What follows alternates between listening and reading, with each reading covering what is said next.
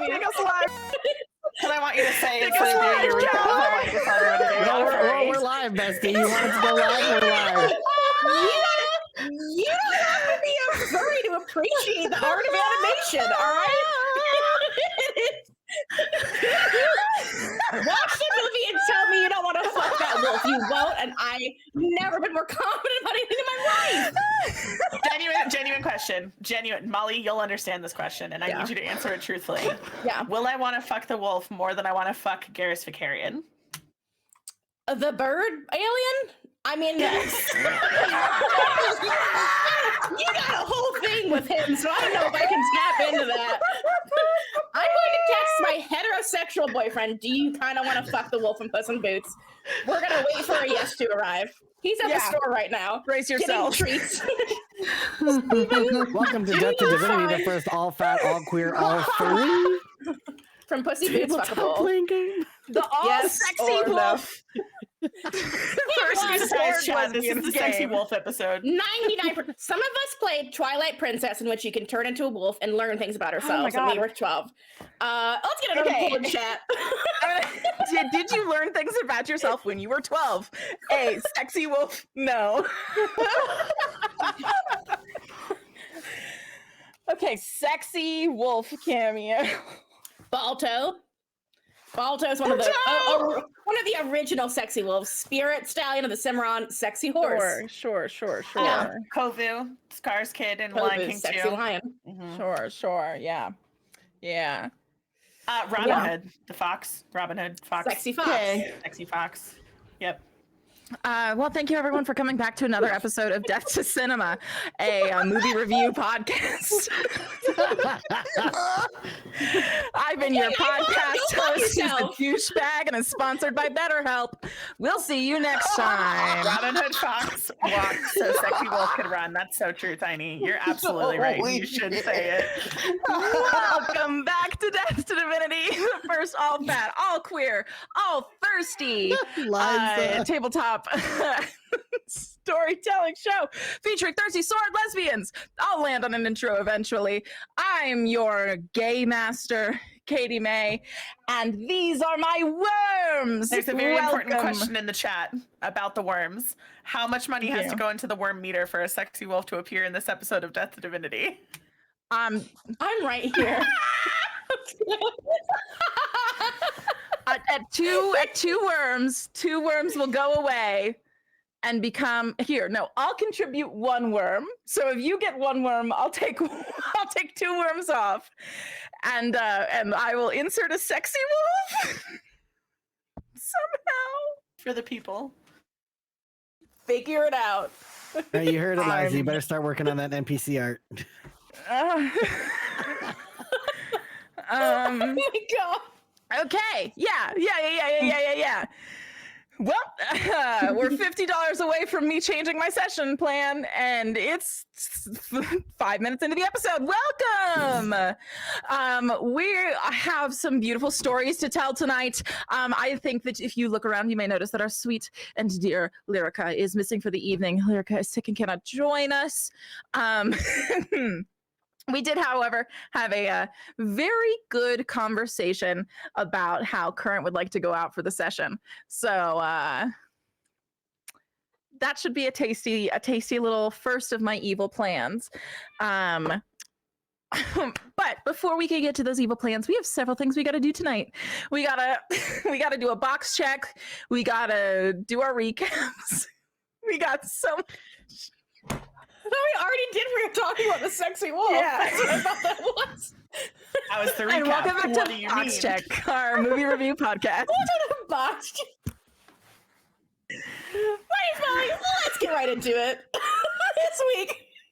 I'm so sorry.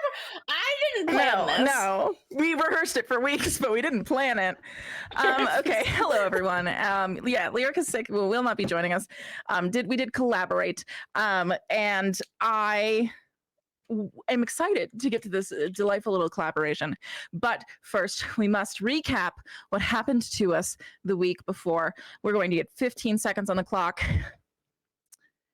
If you win, you get an extra D6 to use at any time tonight. I think that worked pretty okay last time, so let's do it again. Can I use the extra D6 to summon a sexy wolf? No, that's worms. Just You wanted gotta to make keep it straight. sure. Yeah. So, I believe Molly won last time. I did. Now, I do have to say, if any of this recap, the word sexy wolf is mentioned, I'm gonna subtract 3 from every single one of your rolls tonight. Thank you, sexy wolf contribution. What about 4? 1 for each paw of the wolf. Yeah, exactly. Why does Molly have 3 paws? Maybe. That's true. Maybe. Maybe. So, wow, thank you. We're halfway to sexy wolf already. Terrifying. Awesome. So, before we get too far to sexy wolf, Molly, I'm going to let you decide who's going to start their recap first. 15 seconds on the clock. Winner gets an extra D6 to spend throughout the night. Who's taking it first? Julian. I need a capable adult to take over things at this moment.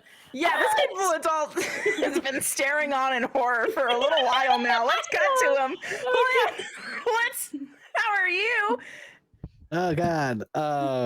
Not capable enough for a recap. Okay. Oh no. Well, I- whenever you're ready, let's let your capabilities shine. Okay. Everybody ready? 3, 2, 1, go. We meet Ozil, who is Trist's daughter and is incredibly hot. And Gideon promises somebody's support in the fight, but I didn't write down who. I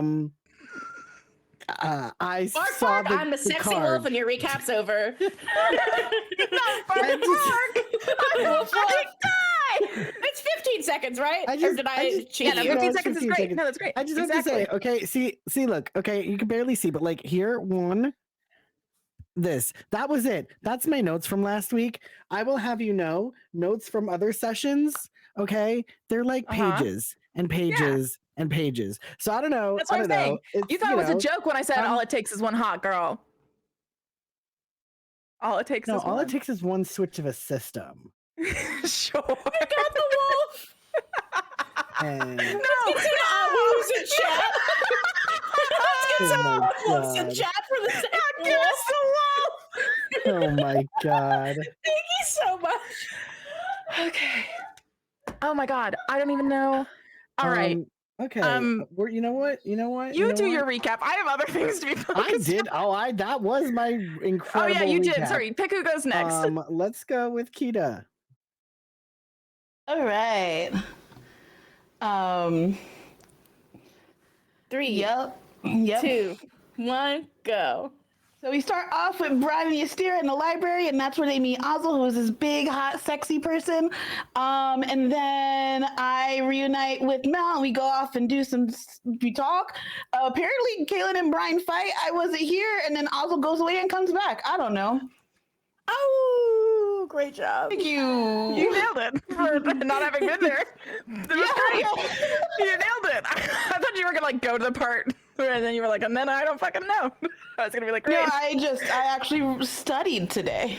Oh my God, that's hot. Wow. Thank All right. you. Hot. It's very Let's good. see. I believe you. Sam. Okay. You ready? Yes. 3, 2, 1, go. We meet Ozil, who's ridiculously hot. She and Gideon make promises to each other in 3 that they are going to have a good time at the party this weekend. That's probably fine. No need to worry. Brian takes all of her emotions out on Kaylin, and the party decides that they're going to go find gifts for Anpara and also a bunny. Incredible.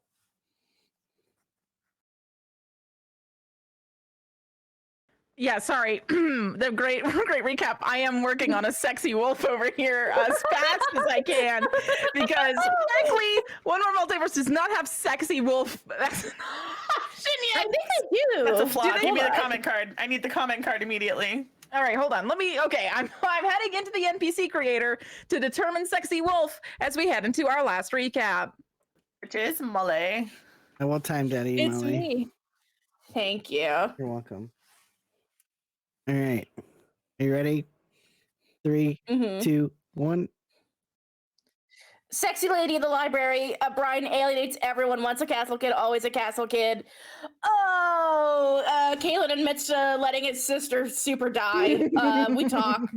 Then I get to make out with hot lady. Bark, bark, Bark, bark. Not the sexy wolf howls. Oh my god, so scary. Well, a beautiful series of recaps, everyone. I was so fond of each and every one of them. However, was that sexy wolf before or after that time expired, Molly? I don't know. I blacked out. For the oh, you're on thin ice. I'm watching you. All right. Thank you, Sexy Wolf. Very excited to see that. Before we really get into Sexy Wolf, we do have a box check to perform. So box check. I lost my notes because I got so distracted with the Sexy Wolf. Give me 1 second. I found them. I found the box notes. Okay, hello everybody. Welcome back to Death2Divinity. It's so good to see you all. First, if you don't know, we love our sponsor, Die Hard Dice. You can grab our character dice bundles or anything else that you might want from them for 10% off if you use the code Death2Divinity at checkout. And if you mention us in your order comments, you might get some extra swag.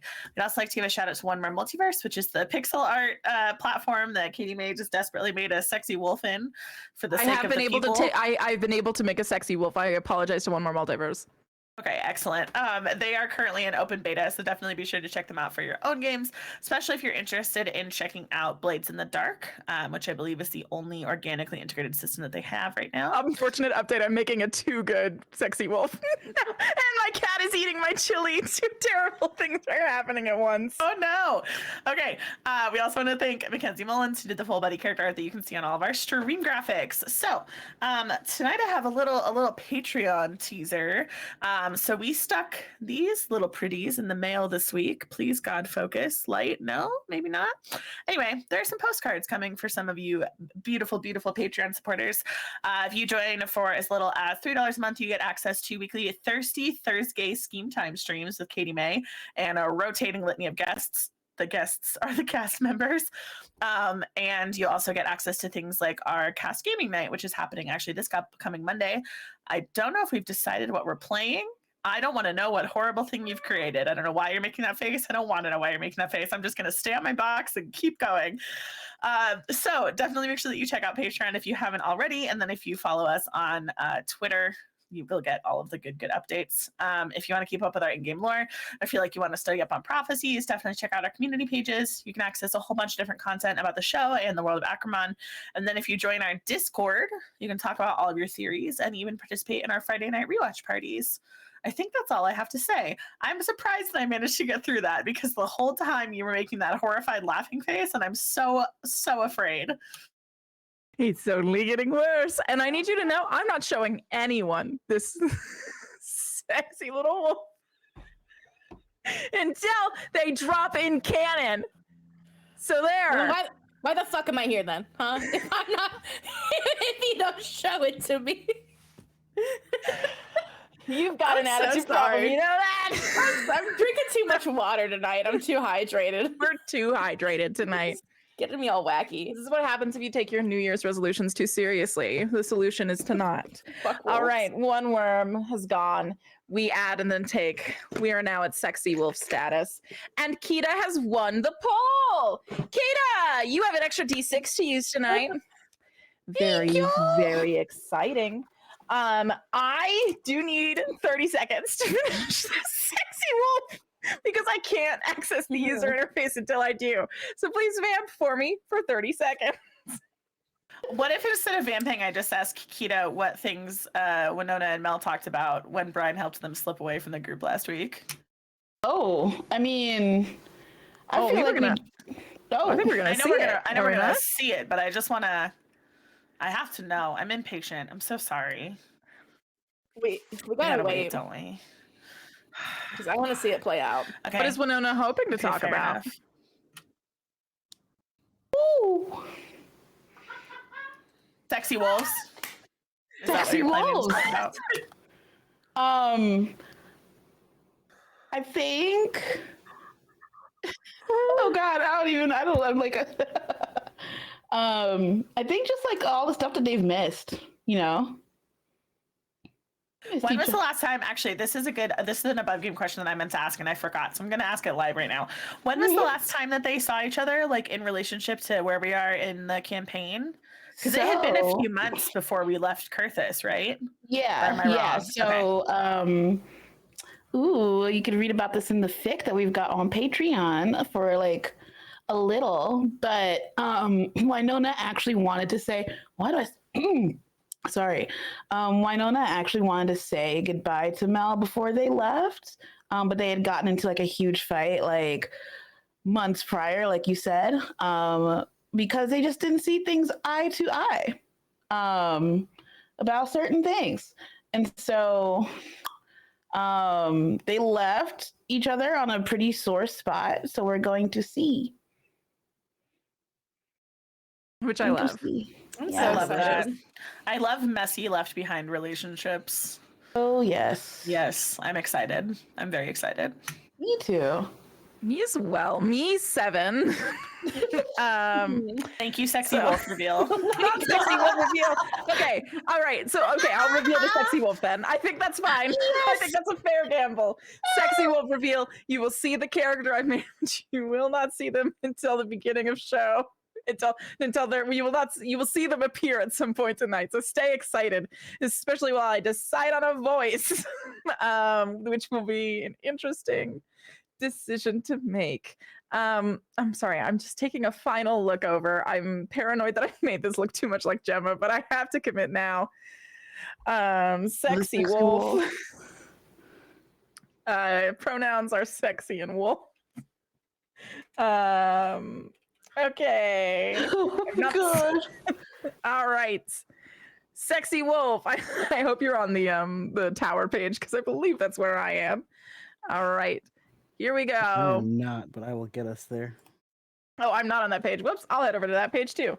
All right.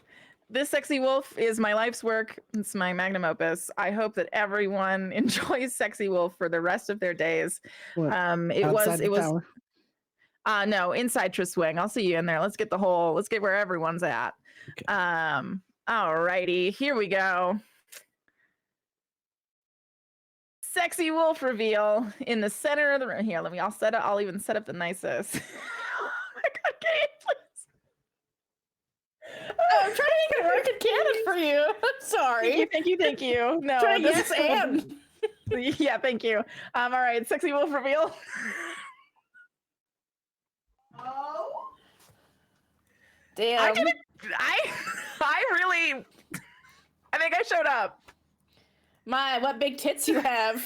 The I think I showed up. Sorry, everyone. That's my point joke for the night. I feel like I have to put down. Like I've done too much. Like I can't talk for the rest of the night. I already feel that way. But I can't put me down because I have like a whole bunch left to do. So I guess we'll have no choice but to actually go through the rest of Death2Divinity. Producer, do you think that that's sexy enough for our show? Any notes? Leon is not participating in this at all. I know. I'm sorry for goading him into it. All right, here we go. I'm gonna drag you down into the mud with me one way or another. Oh my God. All right. Thank you so much for hold for producer. Thank you, hold. Go ahead. I'm so scared. What? I'm so scared now. Okay. Well, I look forward to seeing your sexy wolf edits on TikTok. But before that, I think we have some thirsty spirits to get into. What's going on? Why is everyone making a horrified face? That I thought I heard a war title and I got scared. I just keep looking at Molly and laughing. It's nothing to do with. It's like when Lyric and I just can't stop setting each other off. It's completely fine. Everyone have a normal one. We have a session to do. All right. I'm so excited to have some fun tonight, but not too much. We discovered what happens if we do. Sexy wolf happens, so let that be a lesson to us all. We have a lovely session in front of us. I think I want to start with a question, I believe, for Kaylin. You've been chosen. My question is you were left for a small gap of time before obviously Gideon has left with Ozzel. You were left behind with Current and the swath of delightful friends inside of this room. Which is quite a few people if you count. Yeah. Sorry. First things first, let me get this wolf off the map. That wolf's not here right now. We have to earn that wolf. I don't know how we're gonna earn the wolf, but we're gonna try. Okay. I'm working on wolf things. Mike, what? Okay. Well, with the threat of that looming over me. Sure. Mike, okay. Unless wolf stuff needs to come first. Do you mind if we game here, or do you need me to? You need to focus on the power of the wolf. No, let's go. I'm ready. Right. Good. The wolf's not on screen right now, so we're good. I'm gonna be haunted by sexy wolf for the rest of my life, I feel, and I'm just adjusting to that new way of life now. So, sexy wolf is the future liberals want. You're so right. My question for Kaylin, though, is not about liberals or the future they want, but instead, you were left at this gap of time before you knew you were leaving again. You were going off palace grounds, which you are familiar with usually being a quite forbidden thing. And I think that, well, it is not forbidden here. If anyone in the room is to understand the severity of leaving Dominion, it is you. So you were left with some time with Current, and sorry, just sexy wolf is haunting me. If sexy wolf is haunting you, does that mean that you don't want me to tweet about how it's canon now? No, I think you should. Let the people know. What does preparing for that mean to Kaylin? Right? Does it reminisce like what you used to do when you snuck out? Do you have any Alan is probably like very worriedly taking this information on, but probably not approaching you about it because he would like to seem that he trusts your decision making completely.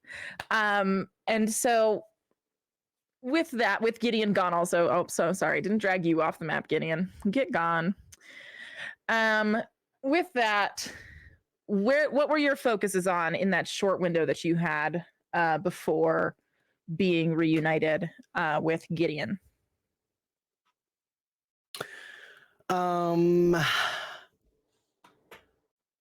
So yeah, he would have made sure because he has his one weapon on him that Fang took over for him. So he's just kind of, got that in check. Kind of going over anything he'll need. He thinks he might need as far as protection, deception, and protection, deception, and escape. Ooh, okay. Sounds good. Are you making sure to set anyone up with any kind of plan for care in your absence? Anything that you want anyone to look out for, pay attention to, make sure to update you on? No one seems to decided what to do with Oslo yet. And if you leave for a long time, someone might make that decision for you, right? What to do maybe if Jasper wakes up. There are a lot of unspoken things that could happen while you are gone. Yeah, while you are out. So I'm gonna tell Alan to keep an eye on Jasper. Okay. I'm going to tell Lildrir to keep working with Chade. And I'm gonna have Morrow keep an eye on Oslo. Morrow knows Oslo already, yeah? Mara does know Oslo. So I would just tell Oslo, like, keep an eye on Morrow, don't let her leave. Make sure she doesn't get into any trouble. Morrow asks, what would you like me to do if she tries to leave?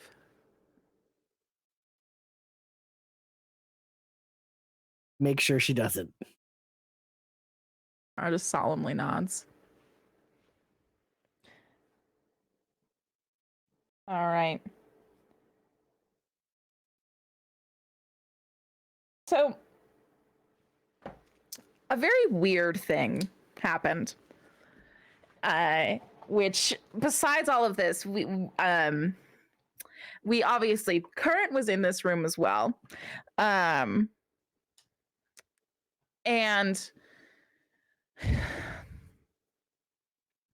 I've been sitting on this, but it's a perfect time to maybe start playing with it. And it will also perfectly discuss Current's absence. So there is no more perfect time than to introduce this. So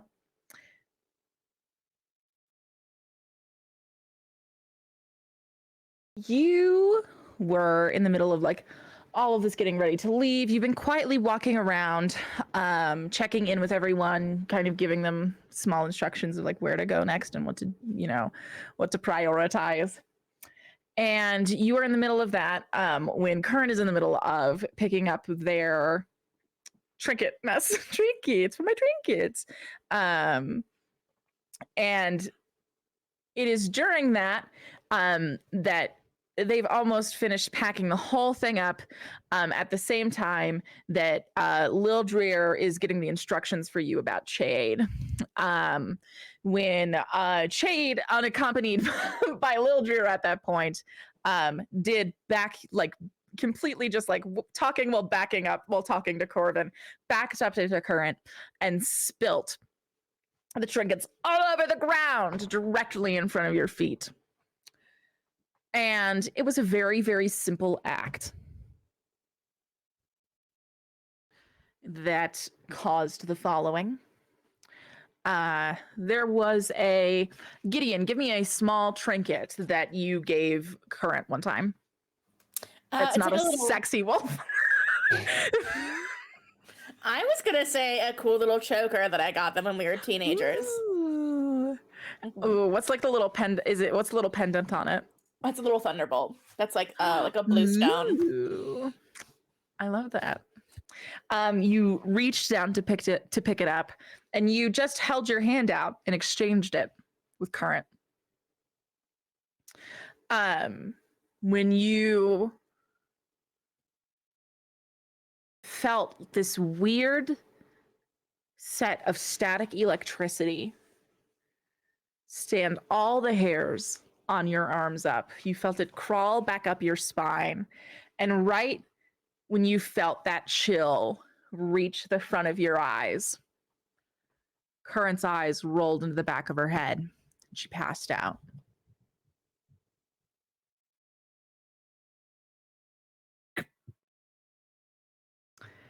But we will revisit that soon. For now, I'd like to travel somewhere else. I think I would at least like to know, Brian. I'm not coming to inquire. I'm not coming to start anything with you quite yet. But I do want to know if you were truthful with everyone and were planning to go to the gardens to find this bunny, or if you had any ulterior plans.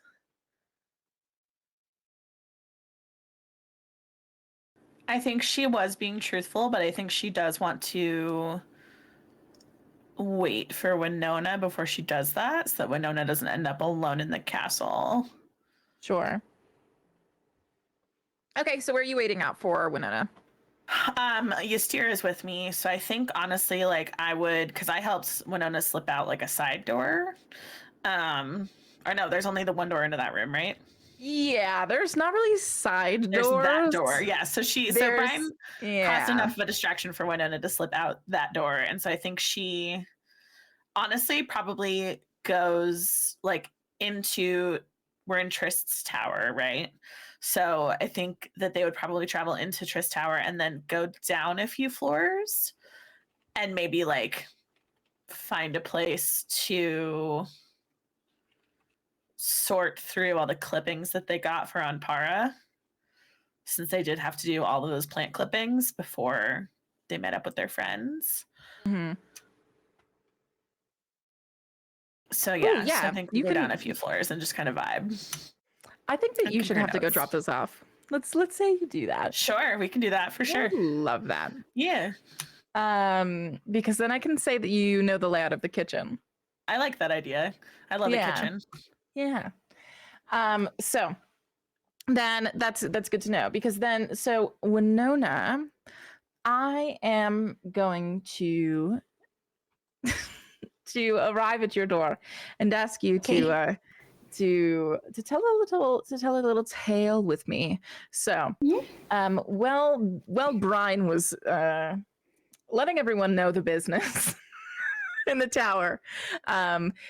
You know, those yells could not be heard outside that room. No, they could not even be heard where you are, which is a most beautiful place.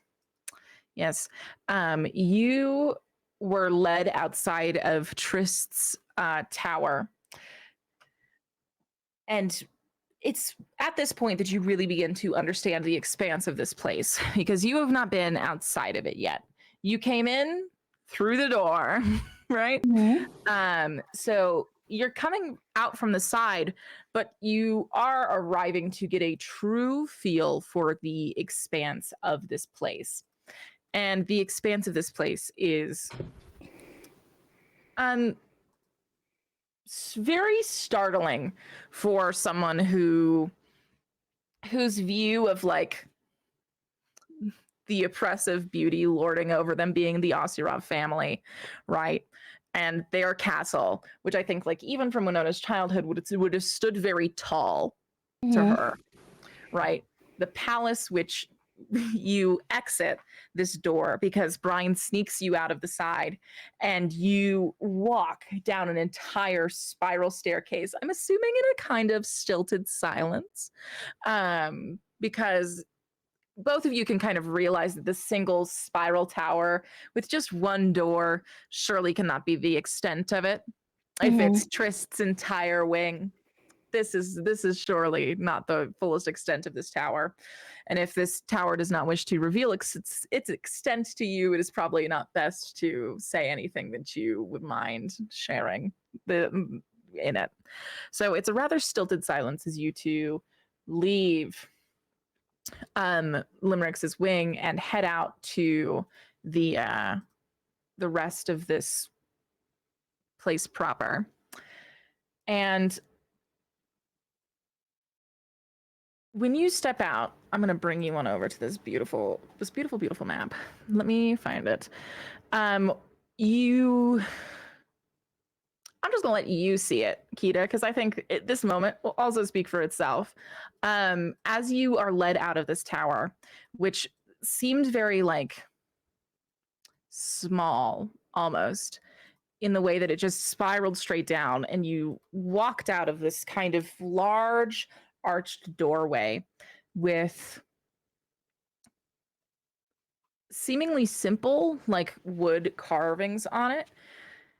And you step out and realize that you are inside of one of the most beautiful, most like technicolor, vibrant trees you have ever seen in your whole life. And it's this sweeping moment of grandeur as you step out into the sunlight. All of these mushrooms refract just a small bit of prismatic light. You can see that this immediately gives way to the rest of this grove ground that you realize to be the sacred grove, right? That has also been overtaken by the wilds, right? But not in the way that you're used to, really. This feels like the two natures have fused. The original nature of the sacred grove, which was this beautiful and lush, almost rainforest, and then the like mushroom, vibrant decay and sparks of life that the flux bring. You notice that that it is not an overtaking, as most would be quick to assume.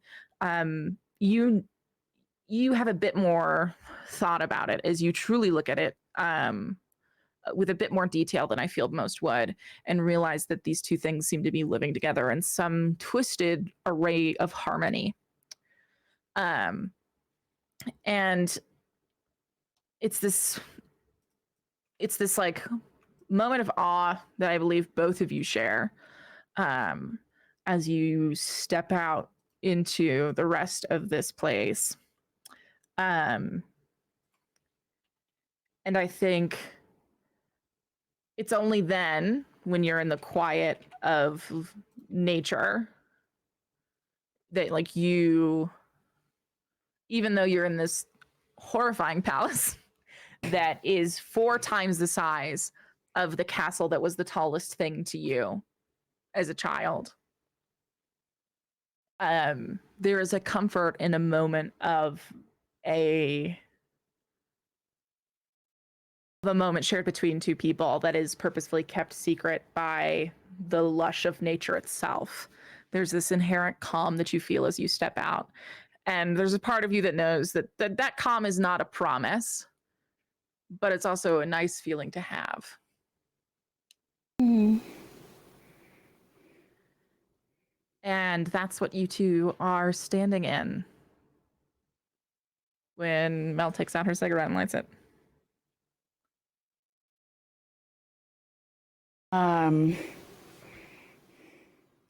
Wynona's just gonna kind of just like, I guess like, yeah, next to her. And I think she's gonna ask, do you have a cigarette of the not tobacco version? Yeah. She has like this one simple pouch that she keeps on her side. And besides her dagger, like she doesn't have much other equipment on her. And she just like, there's a side pocket to this little pouch that always has the exact same thing out in it. And she just pulls it out. And she kind of just like lights it with her own cigarette and then passes it to you. Because you can do that. Yeah. And I'm going to take a pull myself, and I'm just going to be like, fancy meeting you down here. And Mel kind of nods for a second and goes, fancy. Incredibly deliberate.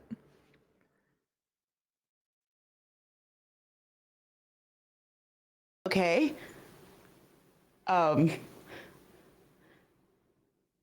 Waffles. I think Wynona's just ow. Wynona's Waffles just wants to be in the scene at all times. Does come here. Sorry, I'm so sorry. Waffles. Camera time, please. Come on. Fuck it. All right. So so I think Wynona's just kind of like in shock because she never expected to see Mel down here, or ever see her again, TBH.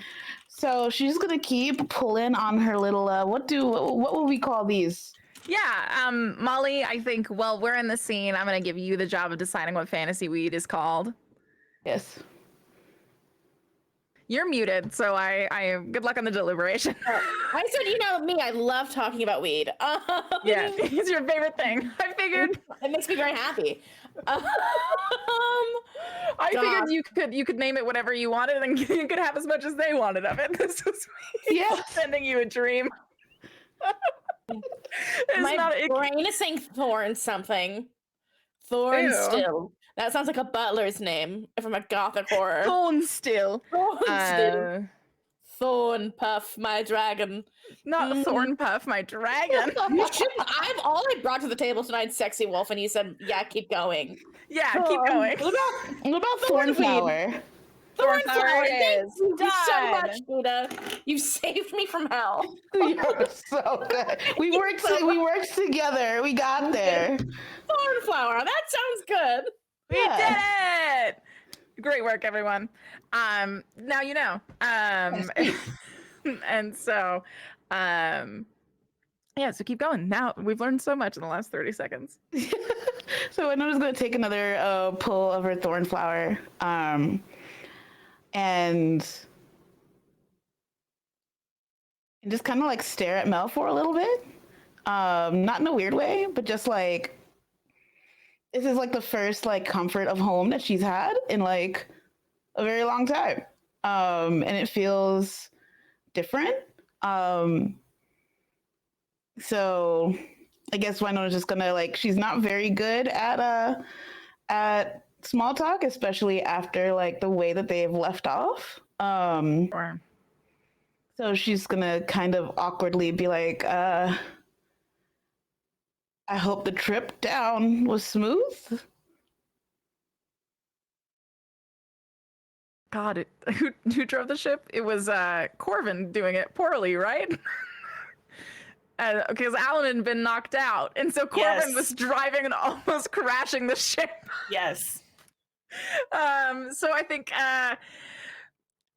you kind of see Mel just like half grimace as she has this brief memory of Corvin poorly flying, and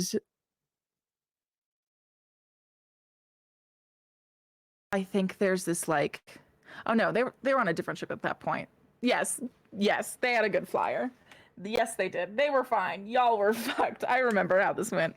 I think Mel kind of like takes a second and like nods and says like,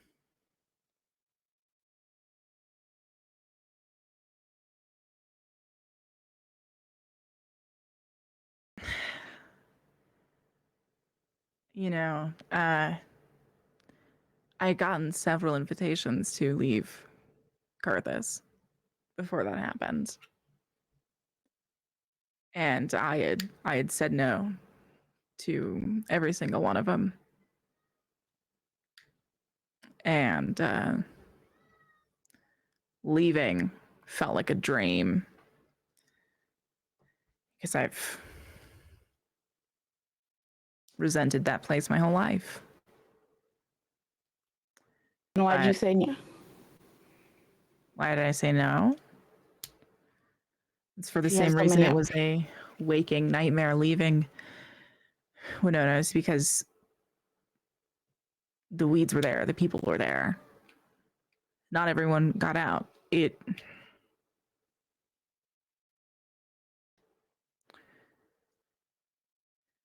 was as smooth as it could have been, but it wasn't enough.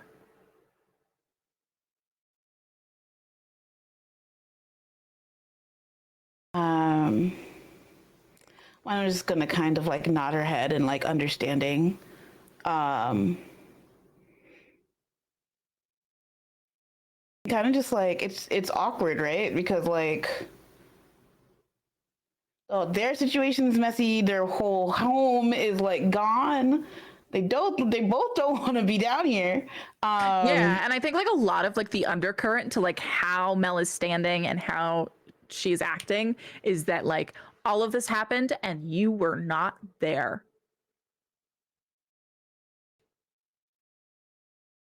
I'm glad you're okay though.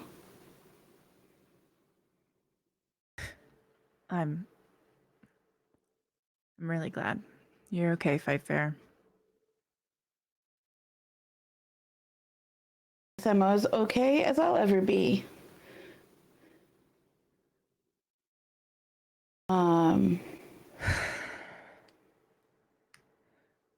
What'd you learn while you were gone? About the world, about myself. Yourself? Oh.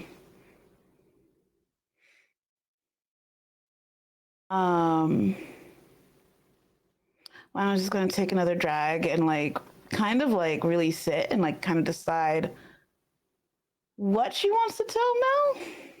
Mm-hmm. Not that she doesn't want to, not that she like wants to purposely hold things back. But like, because she's still grappling with a lot of stuff herself. So it's like, well, she starts kind of slowly. You're coming up. Come here. Come here. Come here. Sorry. No, I'm not. Thank you. Well, I've learned that I can really do a lot of damage when I need to. I mean, I guess that not that I didn't already know that about myself. I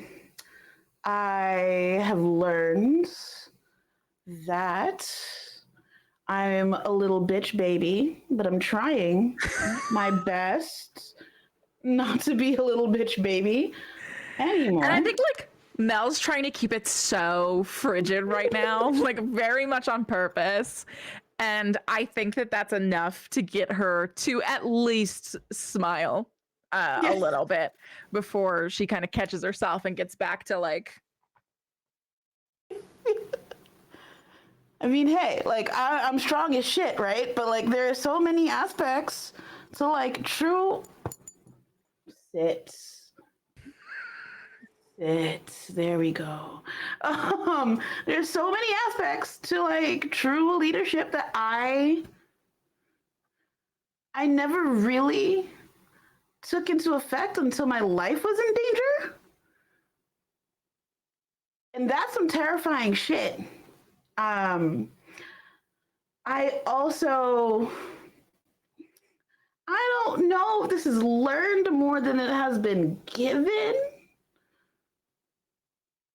But I have magic skin now, and I am something called the Omen Soul. But I don't know. Like it could have been anybody else.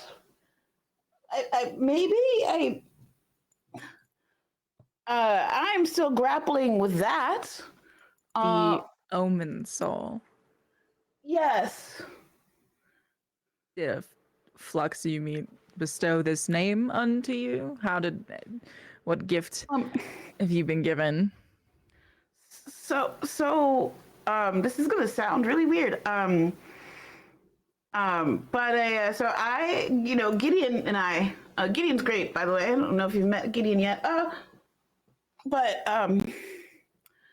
we were looking for Brian, actually. And we stumbled upon this really cool, beautiful cave, and then a dead girl kissed me. Emphasis on she kissed me. And now I have this power, and it's my duty to help save more people that need it. Who are you saving? Creatures of the Stargaze Grimoire. Okay. Yeah. Yep. And is that like a full-time job? Do you have a team behind you? How did you even learn this? I thought I would have the most important news, and I'm now realizing that I have no idea why I even thought that. Of course you're an Omen Soul. I walked into does Winona know that they're Doxon's mists? Yes. Okay. I know this is gonna sound buck wild. I walked into Doxon's mists, and a nice little mummy of a person kind of guided me. And I'm like 99% sure I spoke to Mordia herself. And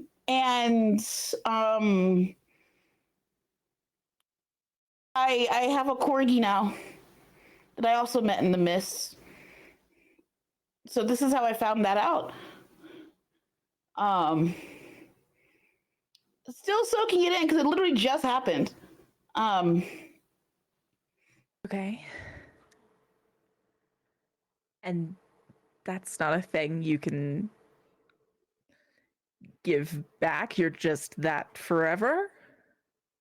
I am that on until this is sealed until I also pass on and pass it on. Okay. Yeah. And you like see Mel kind of look down in this deep consideration as like every gear in her head kind of like changes directions that it's moving in. And you kind of see this little like shift in her like mood. And she asks you, so you went into Doxon's Mists, you talked with Yes. someone that you believe to be Mordia, and you were given the instruction that you would do what with the to specifically protect the monsters of the Stargaze Grimoire. Is this correct? Yes. Okay. And so do you know anything about the last Omen soul? I'm assuming the dead person who Yeah. kissed you and you did not kiss them. Yeah. It was the last one? Yeah. Yeah. Okay. And you're and you're okay? You know, okay is such a word. It's such a subjective phrase. And Mel just kind of like takes that as the cue that it is and kind of like immediately moves on and says like, okay, so then do you know anything about the last Omen soul? Not a ton. Do I? I'm so sorry. No, you do not. Okay, I do not. Yes. No, the only thing that I know or remember is this, that she looked petrified underwater and it looked like she had been there almost forever. But that's it. Could you point out the location that this was on a map? Yes, because it's near where our ship crashed. Yeah, you probably could. It depends. Like, you know, I think you would know Winona well enough to be like, would she have had that wherewithal to have been tracking where they were in the journey when the ship crashed? Like, can you retrace from there? Especially since you were teleporting around, keeping track of those kinds of things is all going to be up to just be honest about who your PC is and what they're up to. I trust you. So Mel kind of nods and says like, okay. And so that's your core focus right now.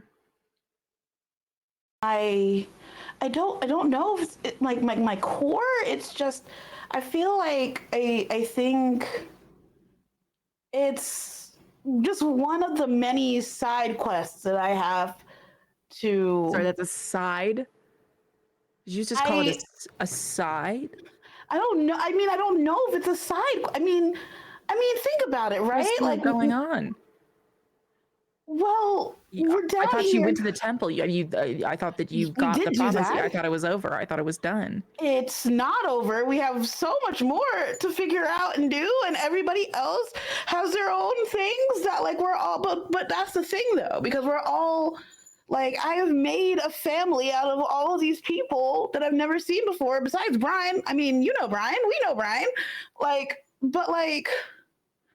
and I care about all of them. And I've made more friends along the way. I'm just collecting people. Like I feel like I had just you and Carlo and like, you know, I guess Karina up on Kurt. Yeah, and then Mel holds her hands out a little bit and she goes,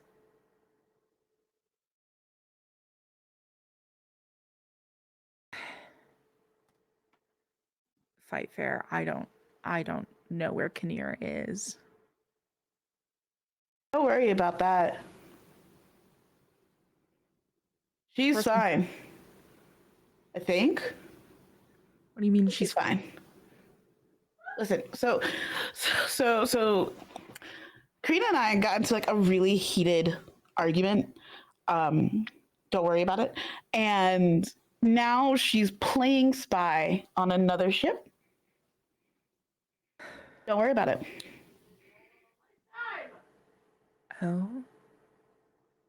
Well, It's the greatest acting role that she's ever gotten in her life, and I am so sure that she's crushing it. You know, Karina.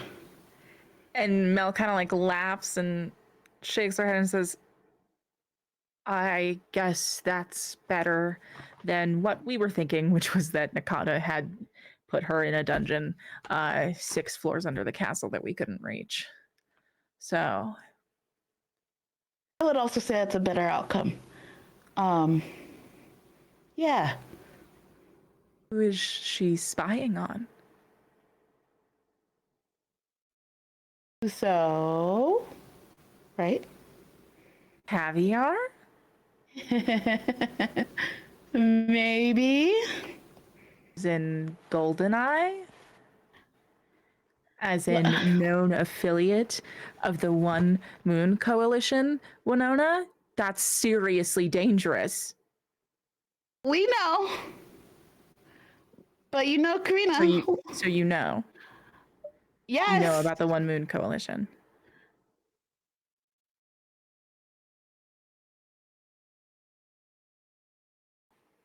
Karina will be fine.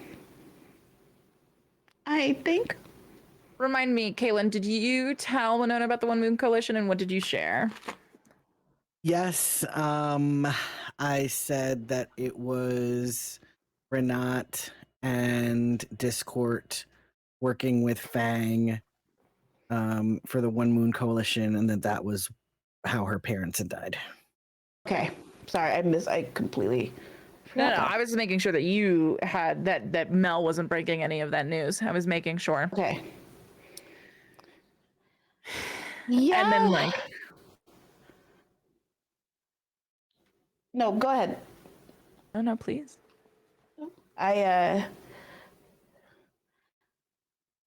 Karina, when she has her mind set on something, you know that she's not gonna, you can't get her to back down. She walked into that, and I'm sure she's gonna walk out of it.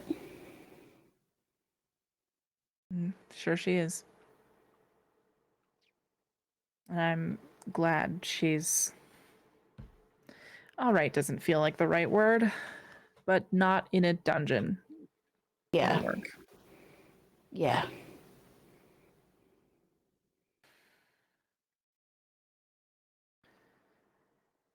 I'm glad that you've made friends. Me too.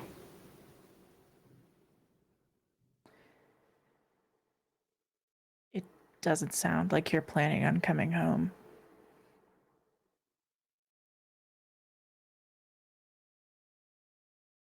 Home is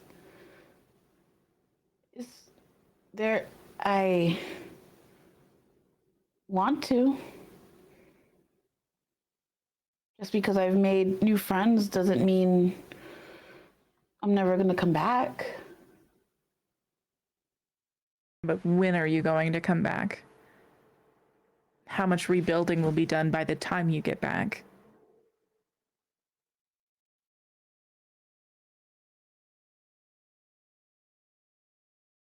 It's kind of just gonna like stand there and just kind of like think. I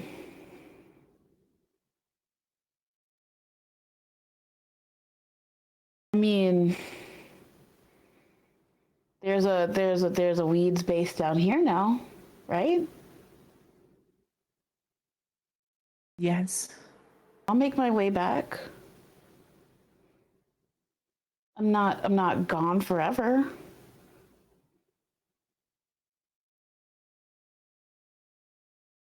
That's what I had to assume when I found out where you went. Because no one's ever came back. Well, surprisingly, I'm still here. And as long as I'm still here, I plan on coming back.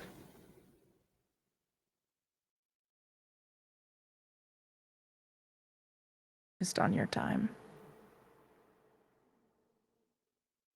Do you think I wanted to come down here and face the end of my life in so many different treacherous ways? Do you think Yes. if I couldn't have come That is home? what I think. Yeah. Because you wouldn't have left if it wasn't.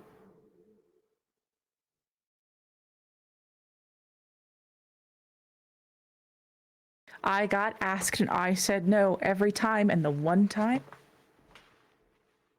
you were gone. Because I wasn't gonna let my fucking friend go down there without anyone to back them up.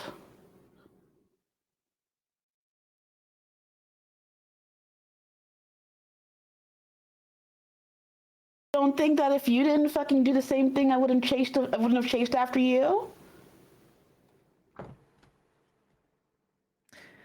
I guess we'll never know. I guess you're standing right in front of me. So we met down here anyway. Yeah.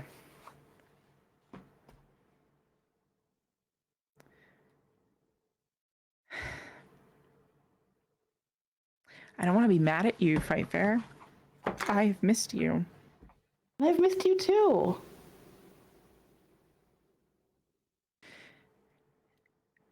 And I am so mad at you for leaving. And I know I shouldn't be.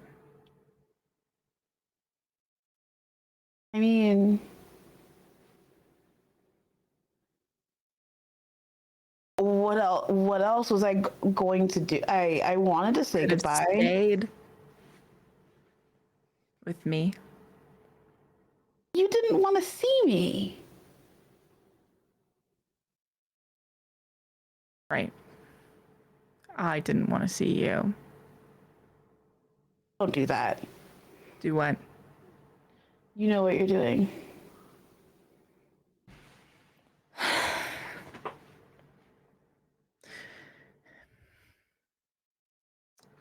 So what comes next then?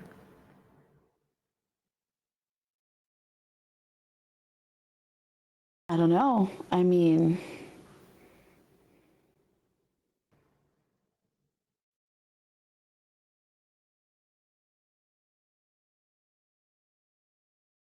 I guess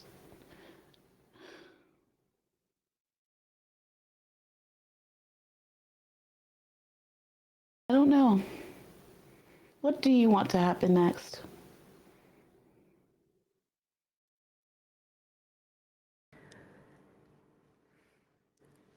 I don't know.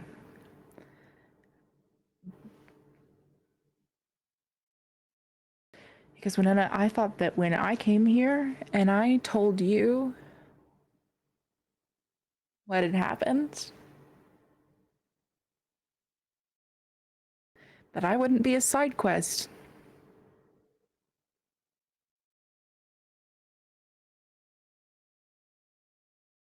You know I didn't mean it like that. But you've made it really clear what your priorities are.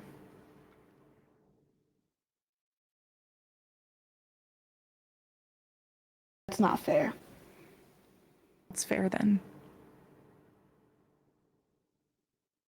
Fight fair.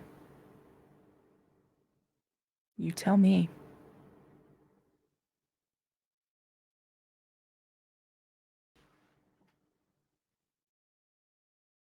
What's fair is not having the fucking castle send innocent people out here to do its bidding for them to die in the first fucking place.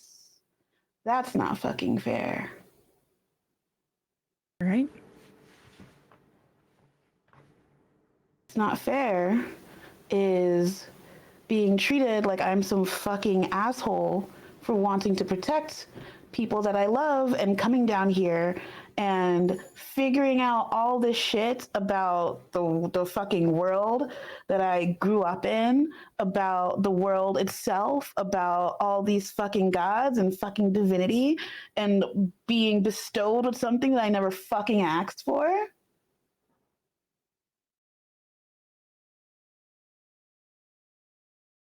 Being yelled at because you didn't want to see me, so I couldn't say goodbye to you fucking properly.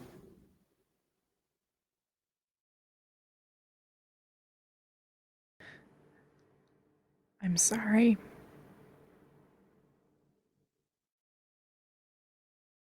And I understand where you're coming from. I absolutely fucking get it, because I know what it fucking feels like to be left behind.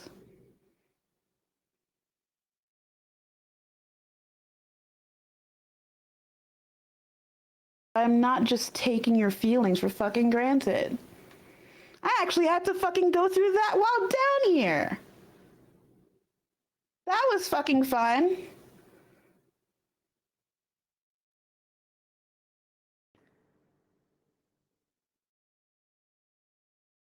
I wish I had come with you. I do too.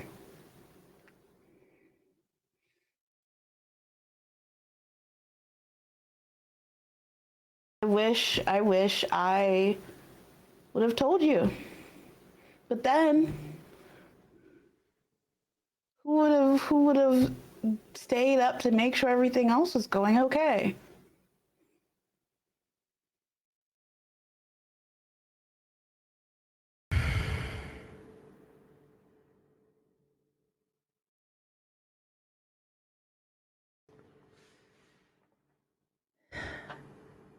Well, I'm sorry Call it too. even. That sounds about fair.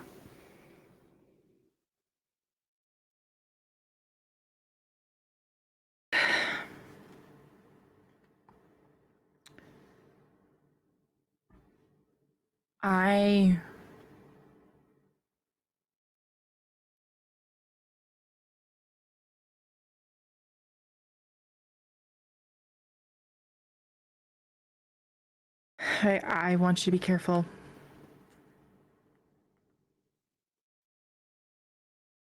Let's look out Not- for each other.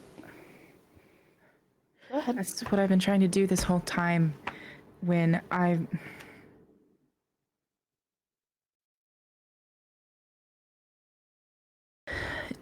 if we can discern who the members of the One Moon Coalition are, we can determine who murdered your parents.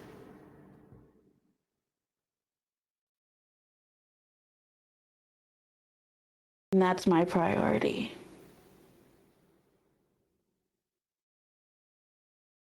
Let's fucking do it.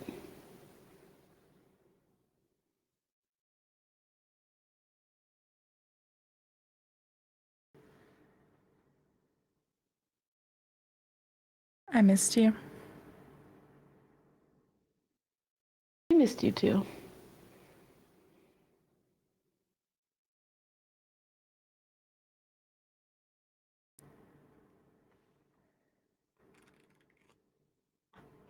Your friends are interesting.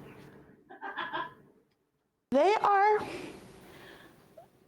but just like I did in time, I'm sure you'll grow to like them. Love them even. I am not going to grow to like Brian. I am not going to grow to like Kaylin. Brian, I'm gonna give you a second chance on.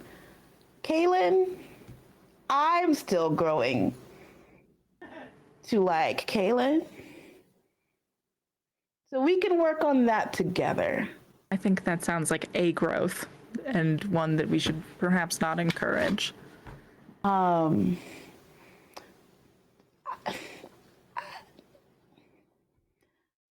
I mean, Carlo trusts him. That's blood. That's that. You watch Mel make the most sour face. And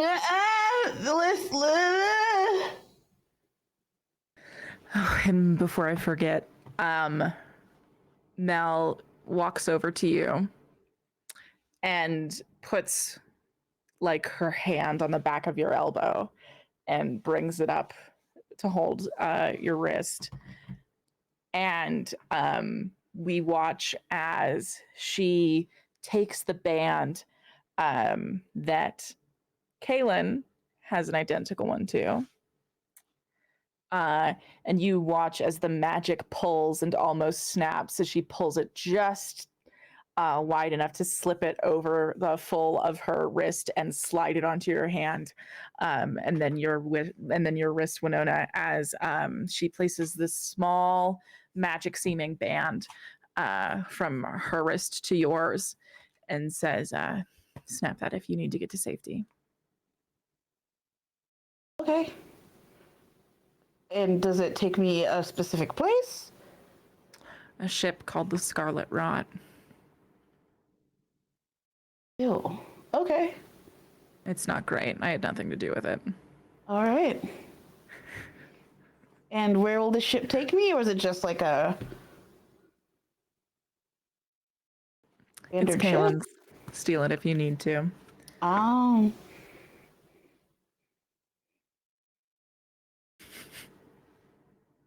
You know I can't drive, right? You're gonna have to be the one to drive it. I figure it would be safe harbor, and I'll find my way back to you. Okay.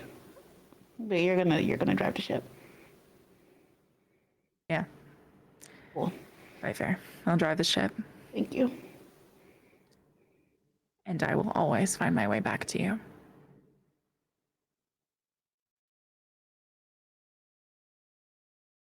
Find my way back to you too, and I promise that I won't just leave without saying goodbye next time.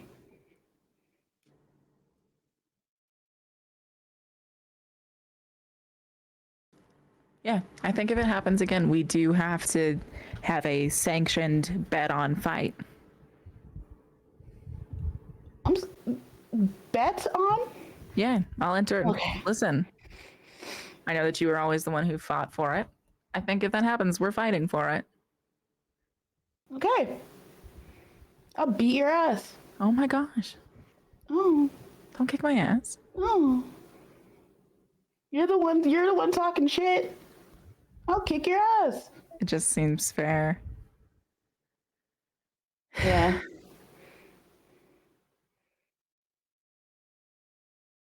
And you can't not be at this party. You have to be here. This place is dripping with danger. How is there not going to be a bloodbath here?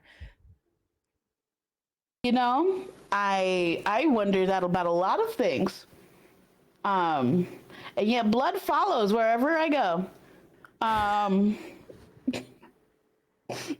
So are you gonna be in attendance? I'm assuming since you're here. Yeah, I am.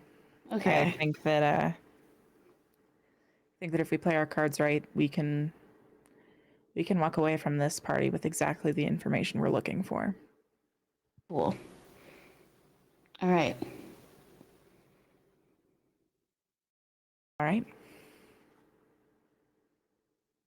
When I was gonna hand over the little thornflower blunt to Mel. She takes it and she kind of like takes a final drag of it before putting it back in her pouch.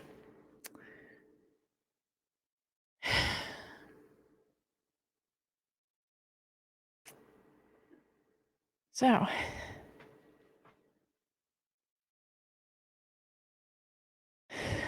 let's do this.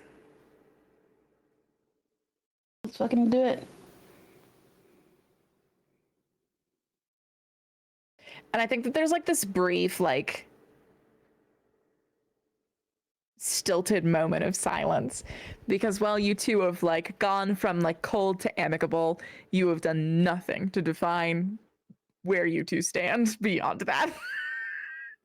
And I think it's in the throes of that awkward little pause that I would wish to come to Brine. Sweet Brine. Yes. Let us speak of where you've been. I think hilariously, you have this pouch, you know you have to deliver it. You were leaving the tower, and I think you saw like Winona. You saw the two of them having this conversation off to the side, and it's kind of like when you're like a theater kid in the many backstage set basement, and you're like, oh god, there are people making out, I just have to grab a torch. That's good. So you just kind of quietly kept going. Oh no, oh my god, no. I would absolutely pull Ystira aside like into a hidden space and try to overhear as much as I could. Absolutely I would. Oh, okay. So we didn't go to the kitchen at all. We just spied. That sounds about right for the two of you. All right, then let me pull you over to this map. One moment. There was no kitchen trip. There was only sleuthing. Makes sense. What the fuck was I thinking? Okay.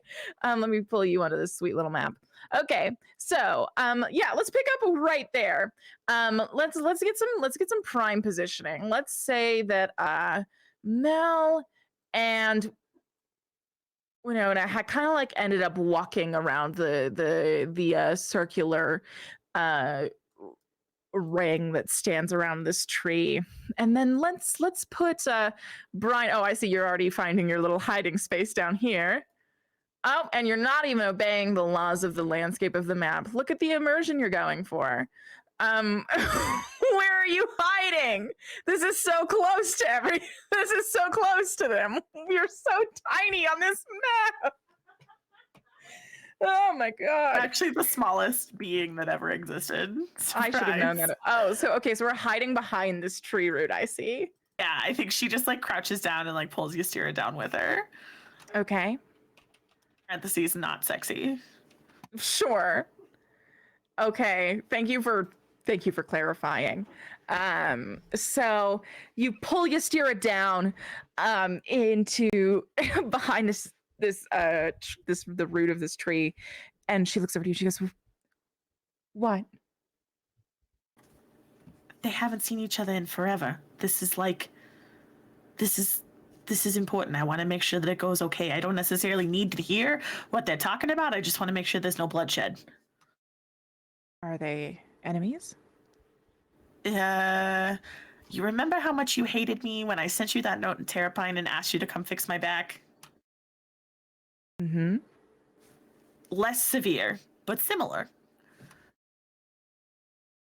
I miss his breath. Brian, I thought that they were spies or something. I was so scared what are you just talking then. about? I don't know anyone down here. No, Winona? No, I don't. Traveled with her? We all traveled together. And that equates to trust? Okay. And so I think Brian like turns to Ystira and takes both of her hands, and she's sitting like crisscross applesauce at this point. She says, Ystira, I need you to listen to me very carefully. Winona is the only person other than you that I would trust with my life.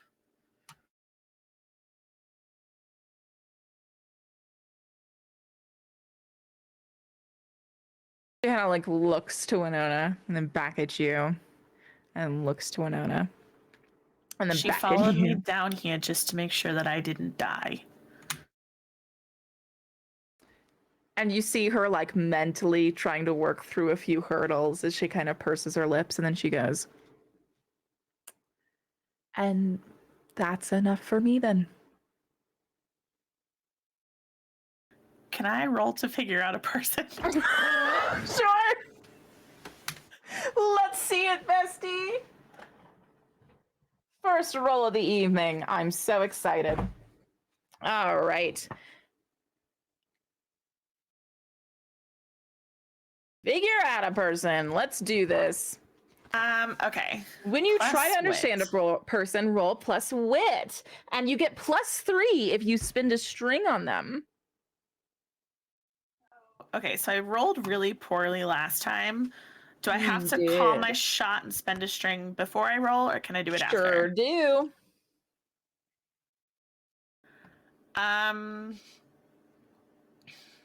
I think it's safe to assume that I'm gonna get another string on Ysira at some point. I have 2 on her currently, so I'm gonna go ahead and spend 1 to add that +3 just in case. Sure.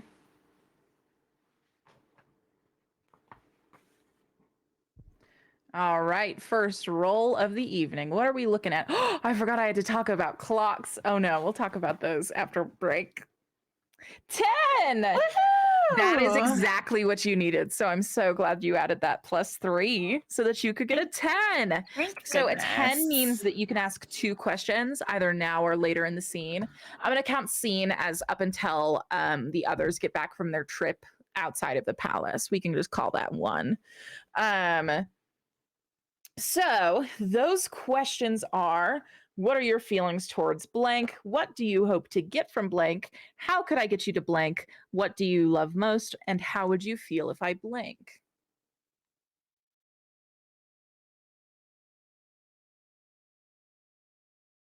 So you can either sit on those if you so choose, or you can ask one now. I'm happy for whichever. I'd like to ask one now, and then I think I'm gonna save the other one for later. Ooh, okay. So Brian just kind of looks at Ysira for a long moment. And she takes a big breath and says,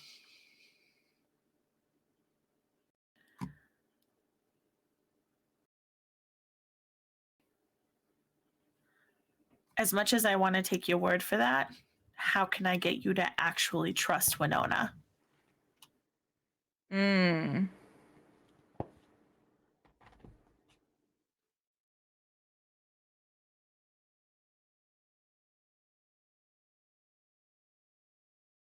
And do you think that's something that Brian asks outright? Okay. Yeah, she says it just like that. She says, Okay. I want to take you at your word, but how can I actually get you to trust Winona? Perfect. I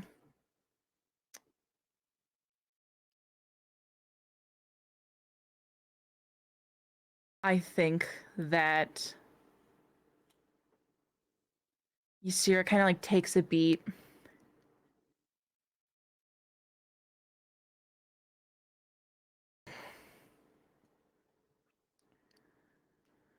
Says, I don't know, Brian. I'm used to a world where trust is earned by shows of faith, and shows of faith are bloody, and that is all I know. That's not how you started to trust me.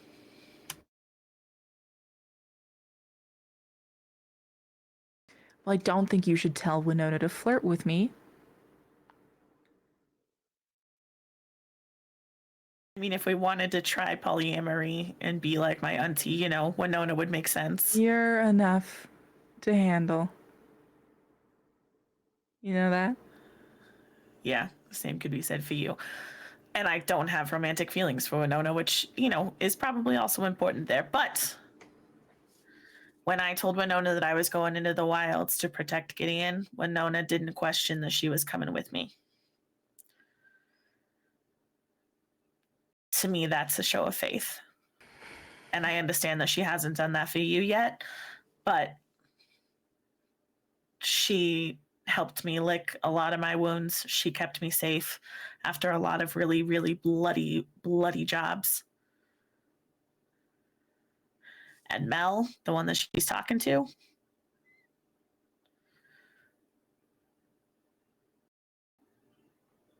we've been through the ringer. She's a spy. Yeah, she is.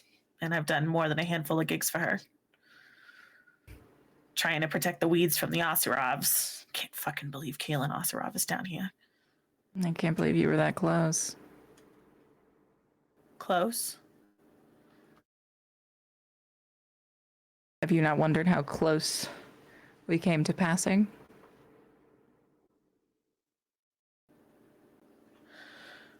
At the time, I tried not to think about it too much.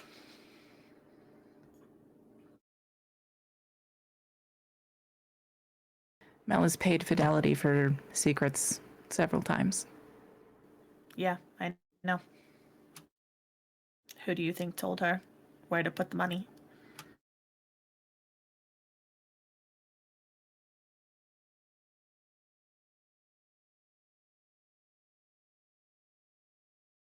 Nice to know you were close.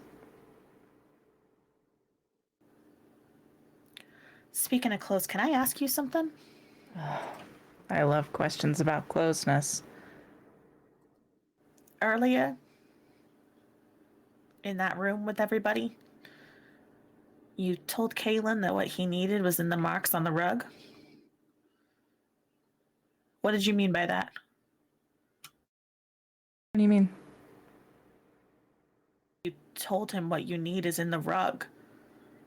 It's in the marks on the rug. That's what you said. Are you specifically speaking to the instance where she activated the magic, when she activated magic on the rug to turn on a little silencing circle? All Brian heard was what you need is in the rug.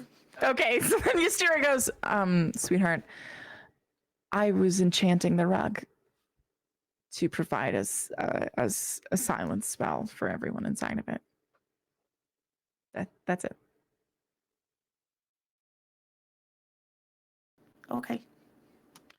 And then I think Brian actually like leans forward and gives her like the tiniest little kiss and then goes, we got to get this stuff to the kitchen. Come on. And I think she like takes Ystera away before they hear the rest of the conversation between Mel and Winona. Sure. Okay. All right. And so then I think that you guys go and then you guys drop stuff off in the kitchen. And I say, let's go ahead and have you both reuniting at the same time. But before the reuniting does take place, I wish to go now to one Gideon Osmond. Gideon Osmond at your service. It's me, a little devil. Yeah, I did get that that notarized letter in the mail earlier this week that said that I could only say Gideon Osmond. Sorry, Gideon Osmond. Gideon Name that Osmond? way. That was like from an actual lawyer. Yeah, so that's why I'll be killing Gideon this week, actually, for sure. This can't abide. This can't abide. We can't I'll abide actually this. be playing the sexy wolf. That's kind of why I kind of pushed that bit at the beginning. It says, it's a soft sexy float. wolf. How do you feel about me being a sexy wolf? A soft My launch on name's sexy Deborah. wolf. Recently divorced. Deborah's recently divorced. Deborah, the recently divorced. She's got a new lease on life. She's on Flex reality TV. She's like a big personality. She's like the Kate Chastain of the Flux world. Like if there was a Flux below deck, it'd be her as Chief Stew. You all know what I'm talking about, right? Let's get into the scene. At the very least, we're about to see it tonight.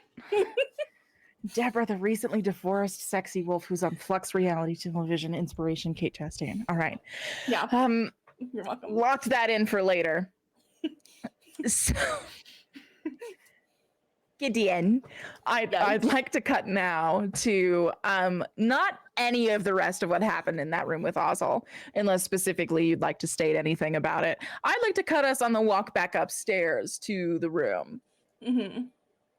I think like the rest of it, I think that there's definitely a cat and mouse game going on. After that kiss, it would have been like completely normal. Just like you finish the task, no words, no speaking on it, besides the promises, etc., etc.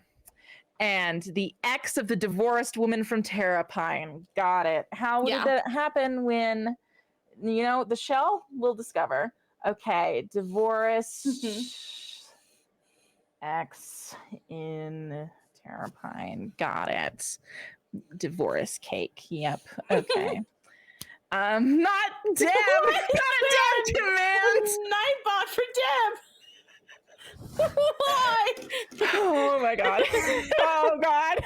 Oh god. Okay. God. Weeping in the club. Skeleton's trying to break out of my body. Oh my god. But I think before you guys left, she she looked at you and she was like going through her like equipment to kind of like pull it out, and you see that she had stopped and like put on some like a bracer of some kind, and like, but that's obviously like in her grander jewelry section. And I think that I want your help deciding what it is. Mm-hmm. Let me start with that.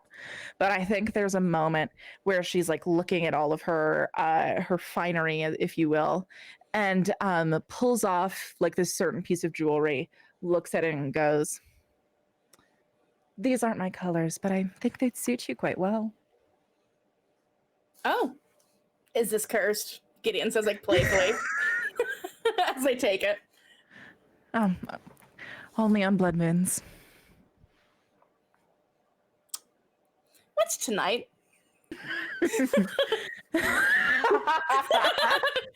Sorry. She goes, "Oh, you don't know?" No. Blood moon was last night. You're fine. I slide the ring on because I like to picture it being a ring. Ooh, I love that. Okay. Oh, okay. So it's a ring. Let's say it's gold.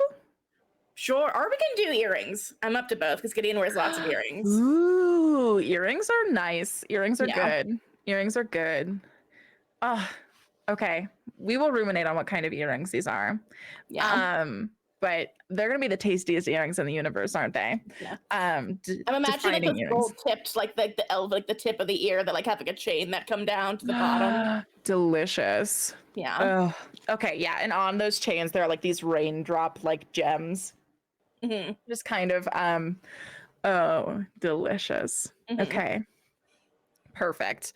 Yeah, so I think that you have those now. And I think like that's the last kind of exchange that happens before she proclaims that she is ready to go. So the two of you are walking back up the spiral of the tower, and she asks you, "So, what are you most excited for at this party?"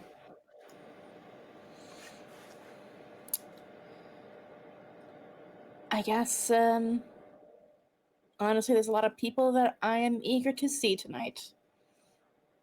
And as much as fighting them is top of my list, I think it'd be foolish to do so. So, an opportunity to get to talk with them is probably wisest. And who do you seek to meet your blade? Valeria Osman. Hmm. Do you get along with your mom? Gideon fires back like before Osel can follow up. Perfect. I love that. Let me ask first, is this a figure out a person roll Sure. Yeah. in these next few moments? I should do that. Huh.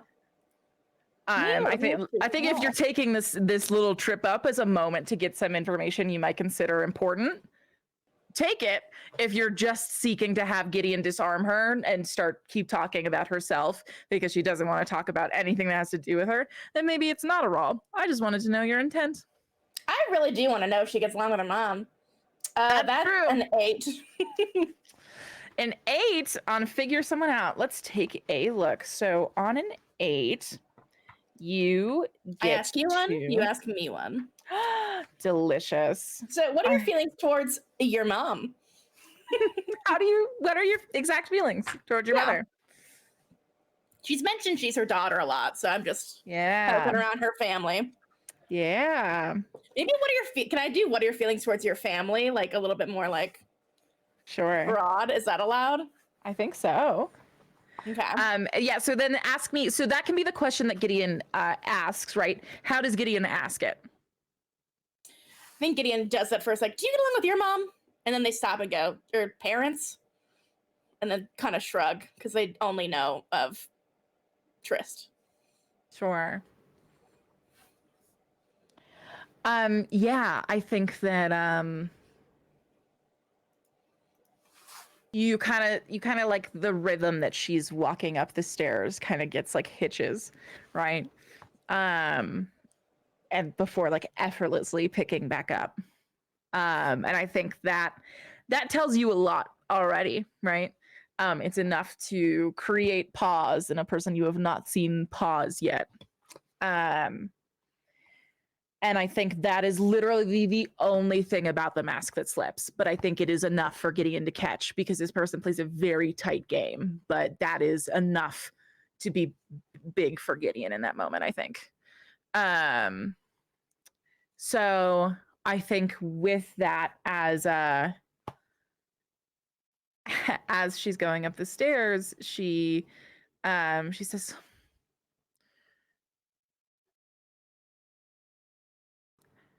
"Have you met Trist yet?"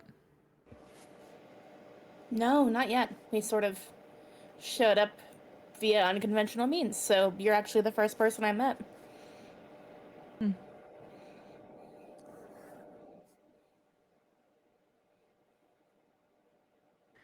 Many call her the flux of dreams. And I've always considered having her as a mother to be a dream. Ephemeral, beautiful, always slightly out of reach. That sounds lonely. Pretty, but lonely. Yes. Well,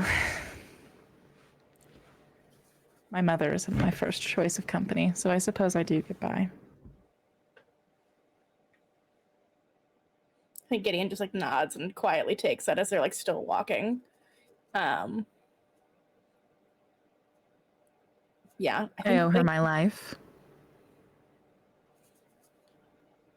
She has my loyalty. Did she like save your life, or do you mean as in literally like she's the reason you exist? She's the reason I exist.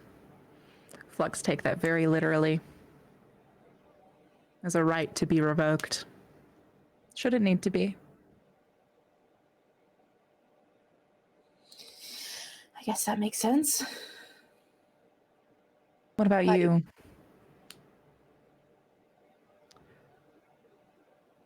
Or your parents? What was the word you used? Do they make you lonely? Sure. I mean, well, Alan was perfect. I was hard to raise, but my other father died in the wilds, and my mother is, well, I'm sure you know more of what she's been up to than I have in the past 27 years. She's kept herself busy. Sounds like it. But I get to meet Mirafell tonight, so at least that's a nice thing to come out of it. Mirafall. One moment. As I get to ask my question. Mm-hmm.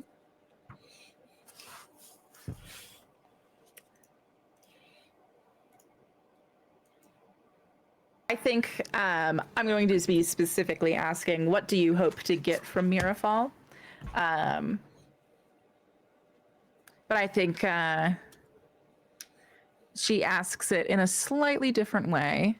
Mm-hmm. I think she says, and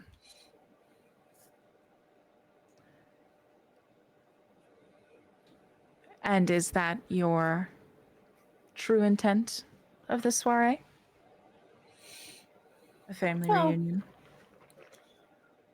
Sure, I guess. Different goals for different family members, obviously. Mirafall's just a kid. You know, I don't think she's safe with Valyria, and I don't know her, but I feel pretty strongly about, you know, not sending children into temples with the undead, Things like that. It feels like sort of a bare minimum for parenting that I'd love to, hit with my younger siblings in a way that. Well, I was lucky. I had Alan. Nakia and Mirafal, I don't know who they've had for the most part, so now it's got to be me. Interesting. I think you would take a great deal of umbrage with many Flux parents. Probably, if they're willing to take away life. Well, it's every Flux's job to prove they know how to live. How do you like to live, Ozzel? And she just, at that point, she reaches up. You reach the top of the door. And, oh man, what do I want her answer to be in this moment? And just like right before she knocks, she like reaches up and she...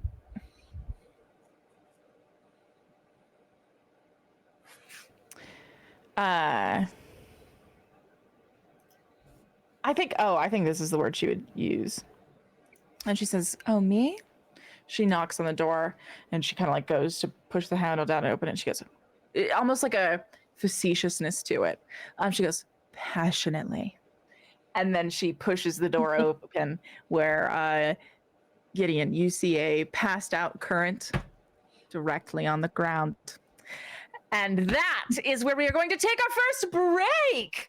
Everybody, please go refill your waters.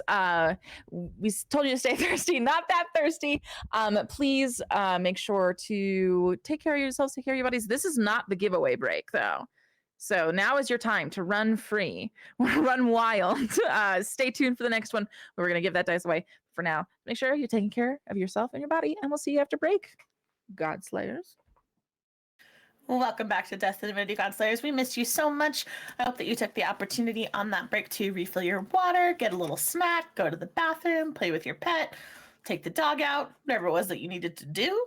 Guess we're all going to hold up our waters now as proof that we are people who hydrate. You wouldn't know that because we never take sips of our water during scenes, but we do hydrate. I promise it happens. Yeah, all of us hydrate. So maybe behind the scenes, stop thinking I don't hydrate. Yeah, I hydrate. So if you hear any rumors stating otherwise, they're incorrect. All right, besties. So we're hopping right back into Ackerman, aren't we? And I think I'd like to pick up, oh boy, howdy, exactly where we left off.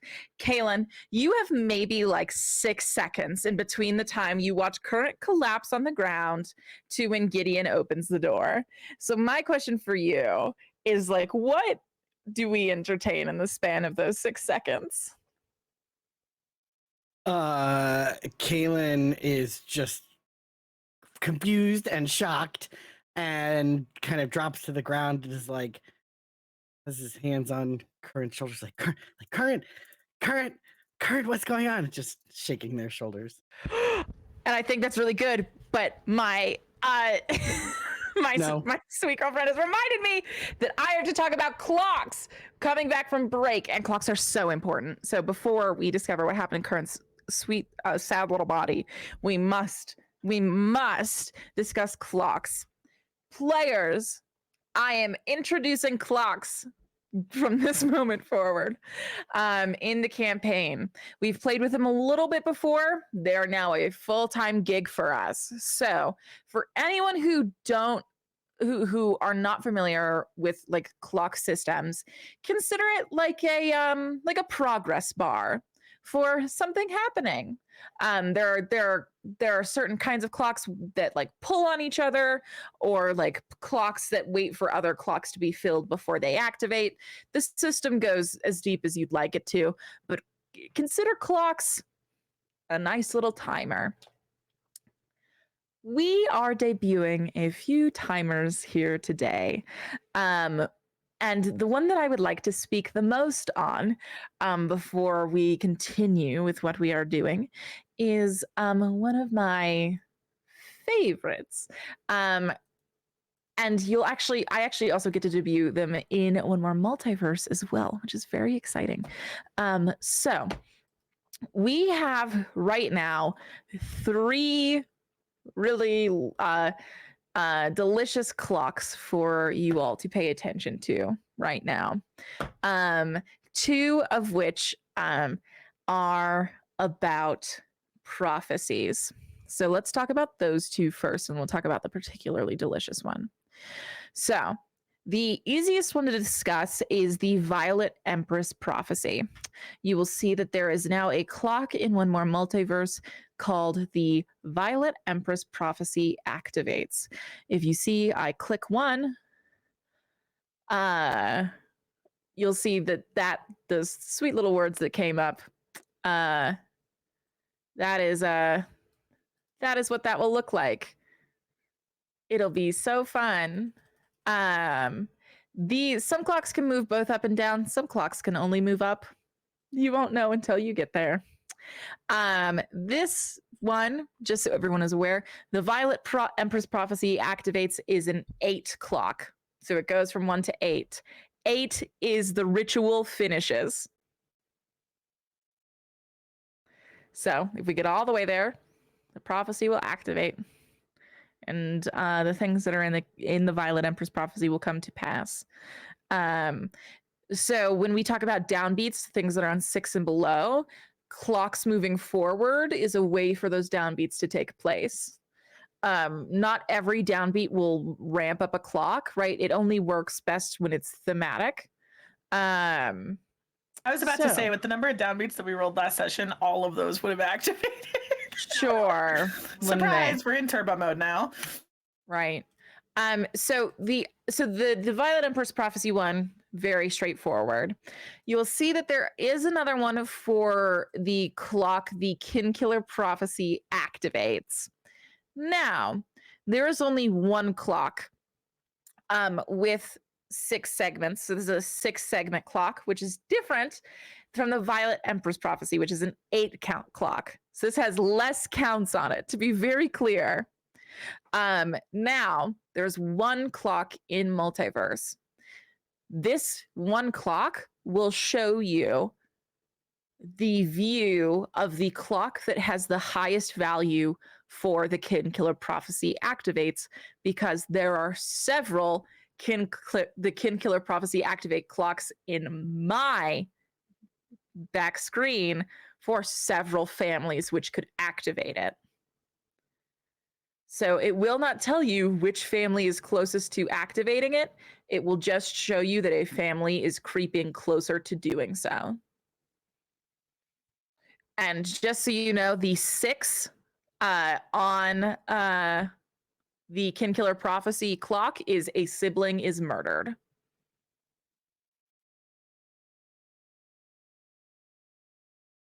So those are the clocks.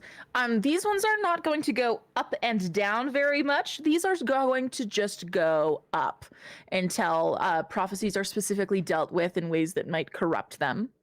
But we are not there yet. The last clock that I wish to speak of is the on party decorum level. This is an 8 clock that starts at 4. Because 4 is as neutral as you can get. And the on-party decorum level clock is actually available in the OMM wiki page for everyone to look at whenever they would like. The on-party decorum clock determines how good morale is, how hostile to giving and kind, or even just amicable the general mood of the party is. So if you get down to a 1 on that clock, that's great. Everyone at the party is driven toward achieving mutual understanding and compromise. Wouldn't that be just delightful? 2 on that clock, which we could still be fighting for, is partygoers are more likely to be available for alliance building and trusting of lies.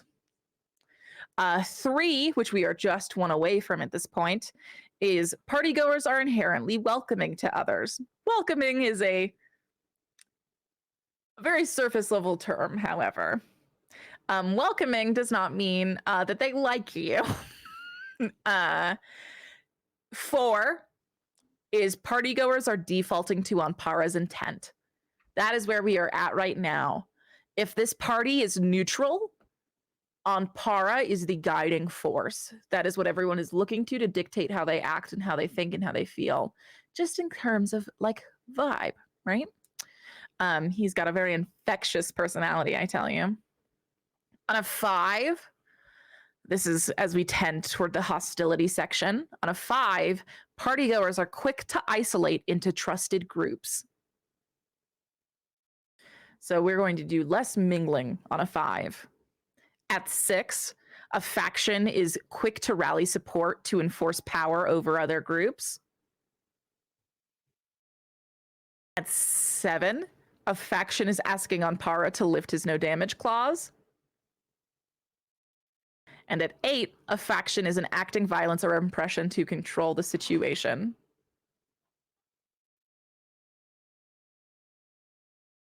So, when we're talking downbeats, if you bring the vibe of the party down, we could see that clock start to move. So, any questions about any of the clocks I just introduced? I actually do have a question. So, obviously, before we switched over to Thirsty Sword Lesbians, there had been progress made on the Kin Killer Prophecy and the Violet Empress Prophecy. Sure. So will these clocks, right now they're at 0, but are they actually starting higher than that? Yeah, so progress in actually terms of either of those prophecies, specifically for the Kin Killer Prophecy, no, there hasn't been. For the Violet Empress Prophecy, that clock is picking up with the knowledge that what has come to pass and sections of the prophecy that have been activated cannot be unactivated have happened. There are still monsters in the grimoire that need to be killed. So that base level, I will just tell you that the first clock is 3 monsters left. So 1 on the clock is 3 monsters left. 8 on the clock is the ritual finishes. Thanks. I'm terrified. Great news. Congrats on your terror. Any other questions?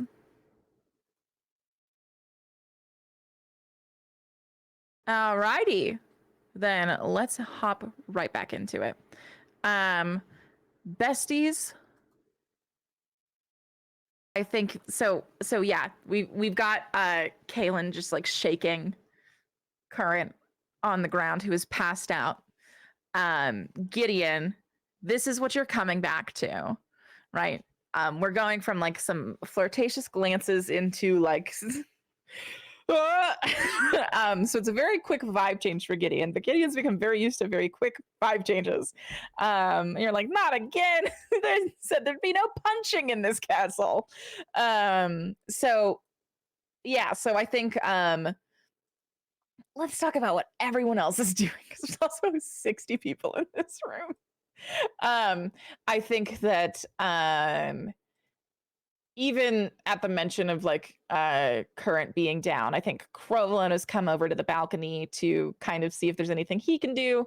I think Corvin came like all the way down to stand by Kaylin and Current. And I think Lildrir is kind of hovering off to the side, very like along with Chade, who is doing the very same thing, but just a little bit different. And I think Morrow is still like eyes on Oslo, because this would be the perfect time to sneak away, wouldn't it? So Gideon, I think that's what you see, as well as the corgi who has come to stand over Current, and that is what you walk into, and that is where we will pick up.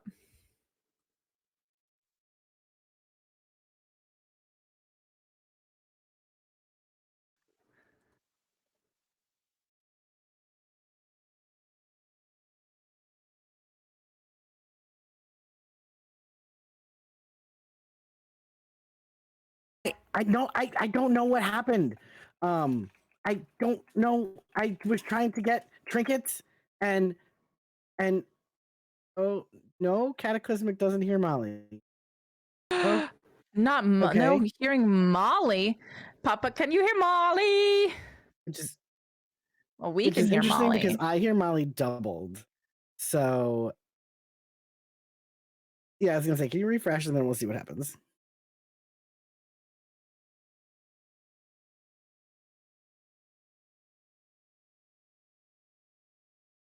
Oh, big reveal. Are you? Is it normal? Normal?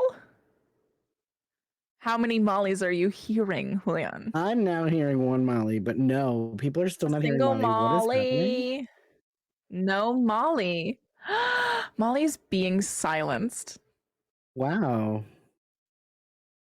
Hey, maybe Molly can't even discuss the homophobia she's experiencing. Her voice. Is this because I'm talking about the sexy wolf? Oh no. Oh my gosh. Oh God, horrifying. Let's see. What do I want to talk Hey. here? Let's hop over. What's up? Okay, Molly's wait. captions working? Yes. Yeah. I hope. Yes. So what the heck? Sexy wolf, sexy wolf, sexy wolf, sexy Okay, wolf. okay. You've been heard. Molly is back. No, Oh, not no, actually. no. Sexy wolf. The sexy wolf was Sorry, healing. the Okay. sexy wolf, your audio came back. Yeah. I hate That's this. the power of the sexy That's- wolf. I But can't believe everyone- the power of the sexy wolf did this. Deb I'm the so divorcee. upset. Hey, Everyone somebody can clip hear that, please. everybody else, though, right? You can hear Wow. everyone else. It was just Molly. Sexy salvation. I can't believe this. I'm hoping it was just Molly. I don't know. I don't know what happened there. Not the Deb. This is Not the Deb. Oh God. Okay. Oh my God. so. All right, rewind. Yeah, Gideon teleports 5 feet away to like Current in a panic, and like a flash of gold, and then looks up at Kaylin. He goes, "Did you do this, or what's up? What happened?" No, I have no idea. That's a really great question. I would really love to know what happened because, you know, there was trinkets out and I grabbed a trinket and I handed it to Current and then they passed out. I don't know. I look to Corbin to see if Kaylin's lying, to like corroborate. Corbin nods. He's telling the truth. I believe you now. Okay. Hey, Current, wake up. I like gently pat the side of their face. You Current, put your wake hands on the up. sides of each of her I face. don't like this. Current, wake up! So when you touch her face, and your palms make contact with whatever magic has taken place, it is almost like a taste that you feel in the back of your throat, Gideon. This magic is eerily similar to magic you have already seen before. You've tasted this magic. This magic has you've seen this before. You know this. Where do I know this magic from? Is it the Soul Gate, or is it? No, it is Monarch. actually from Nikia falling off the bridge in the middle of the Impera fight. Cool. Okay. I think Current's safe, but they are out of commission for the moment. What do you mean? What the hell are you talking about? You see, like, as Gideon's talking to you, they just like scoop up Current and like carry them like bridal style like over to a bed. And as they like walk her over, I think to lay in this nice sunbeam one over here. Gideon explains, yeah, this happened to Nikia. Something similar. They called it an off switch for her. I did not know Current had one. An off But, switch? It was like a curse with Nikia. I don't know exactly what it was, but it took a while to get her back. But thankfully, we are at the Sun God's Palace, so hopefully someone competent here can help Current soon. Do you know what caused this, Kaylin? I have no idea. One thing up a trinket, and the trinket to Current. Next thing, Current's on the floor. What trinket? What? It Is there a was specific one or bunch? yeah, it was like a choker with had a little guy on it. Was it like really cool looking or like what? It was very cool looking actually. Yeah. Cool.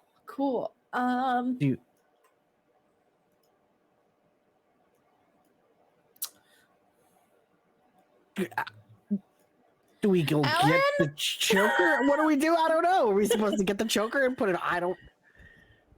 Yeah. Like Alan just like appears from behind you. I was like, yes, Gideon. The choker got Current for their 16th birthday christening. So if you know what's up with that, that'd be cool. If you the current. Okay, the choker that you gave Current for her 16th birthday is cursed her. I will work on this. Okay. He was like, tell her it's ridiculous or take it at face value because the Wilds is buck wild. And so like he has been trained to fully accept the second thing, right? So it's like there was that like bit of like, you what? And then he was like, no, yes, okay, right. And so he immediately starts to tend to the situation. I think he says, all right, well, tampering is dangerous if that's what's taken place. So the first thing I will start with is investigating the magical item, and then I will tend to Current's body. Second, I think that she seems relatively sustained, but continuing past that, we definitely want to go magic first, body second.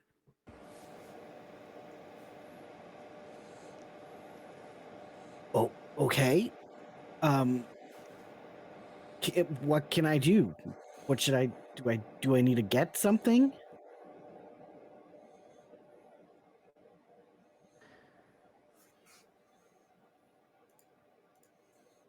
Alan kind of like thinks for a moment and says, well, I'm not entirely sure if it is a fable or truth, but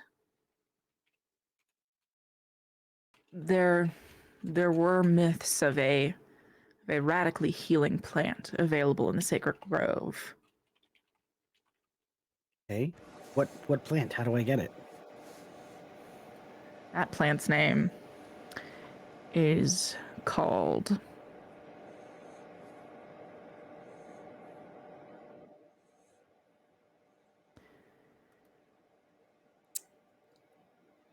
Oh, I think I know that one. It's like an ivy. It's like a metallic ivy, right? Sure. That metallic. Yes. No. Alan goes, yes, it is this metallic ivy that creeps up the side of trees, and it is known the milk that you can. Excuse me? That's what it's called. Excuse you? Excuse like you? The milk? No, it's like thistle milk. It's like specifically a thing, you homophobe.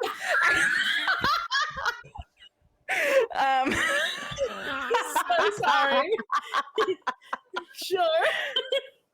The ivy milk, that makes sense. Ivy milk. It's Thank real. you. Yes. Thank you. Thank you. Yes. Thank you. I needed that. I needed that, okay? And he says, yeah, here's the name for it. So the name for the plant, he tells you it is called Avalitheri.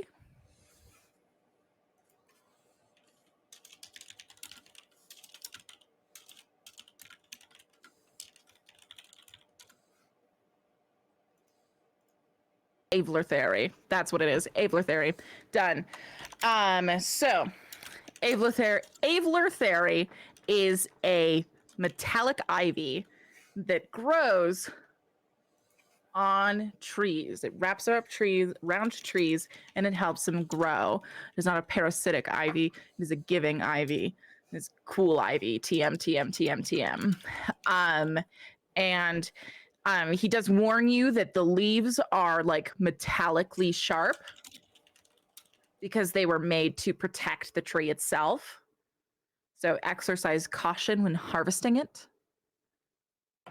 But yes, it should be able to be used to make into a poultice that will help. Current. Okay, so, and we can find that here in the Sacred Grove. Alan like looks back to Ozzel before looking to you and says, I don't know what's been done to this place. No, she's cool. Trust me. Oh, okay. I don't know what state the Sacred Grove lies in.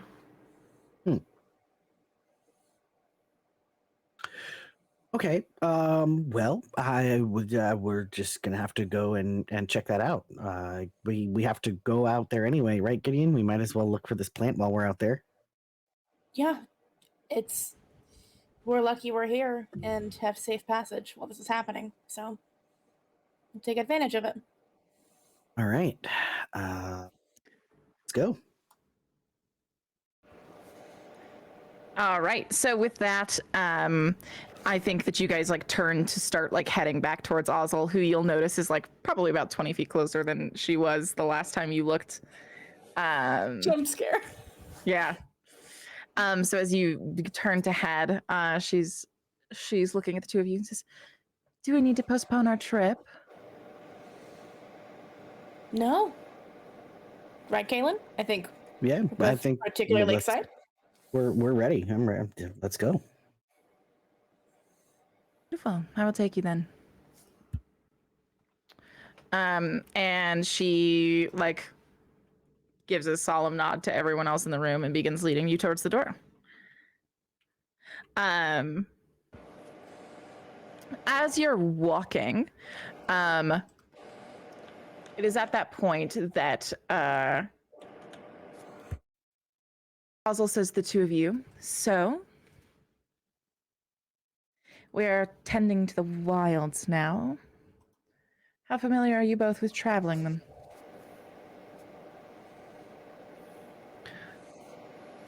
Mildly familiar.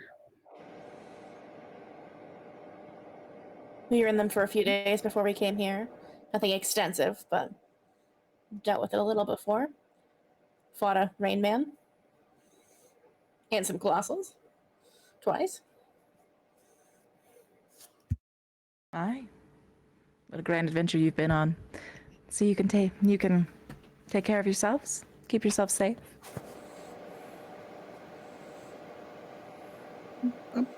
I'm sure we could probably do that. But, you know. I won't pretend I don't need your help, Ozzel. Gideon hands. Well, Gideon, if you need protecting, just shout.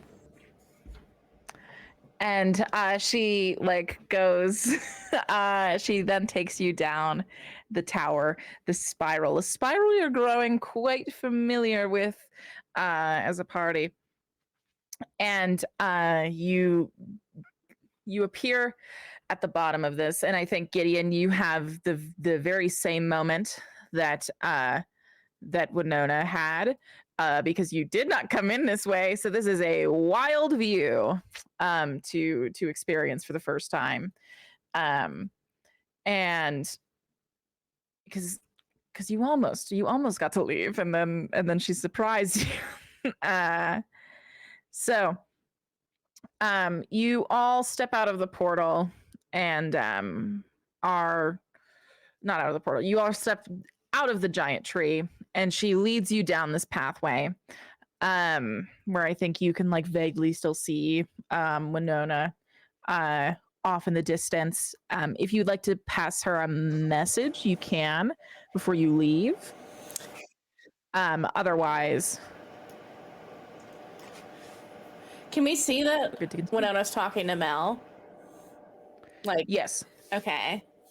I don't mean to be over. I know magic's like new with Thirsty, so I don't want to like. Can I just telepathically in Winona's head? Yes. And Kaylin can be included. It's like, So like, what's the deal with you two? What's going on? Oh, okay. So we're just like saying that you can like tap people in, right? Like I think that's really cool. I think you just like I think mind linking is absolutely a thing we can put to Gideon's skill set. I think that like Gideon and Current as like the two characters who contend with obscene amounts of magic have the biggest sort of reach, right? Whereas Winona and Kaylin have very specialized reaches, right? Music, Omen Soul, right? But you've got like the superhero kind of thing going for you. I didn't want to use too much of it, but it felt fun to do, so I was gonna try. Yeah, well, I think like Gideon has all of this huge power at her fingertips, right? And so I think playing with that makes the most sense. So what I'm telling you is more. Okay, great. More of it. I can always do more.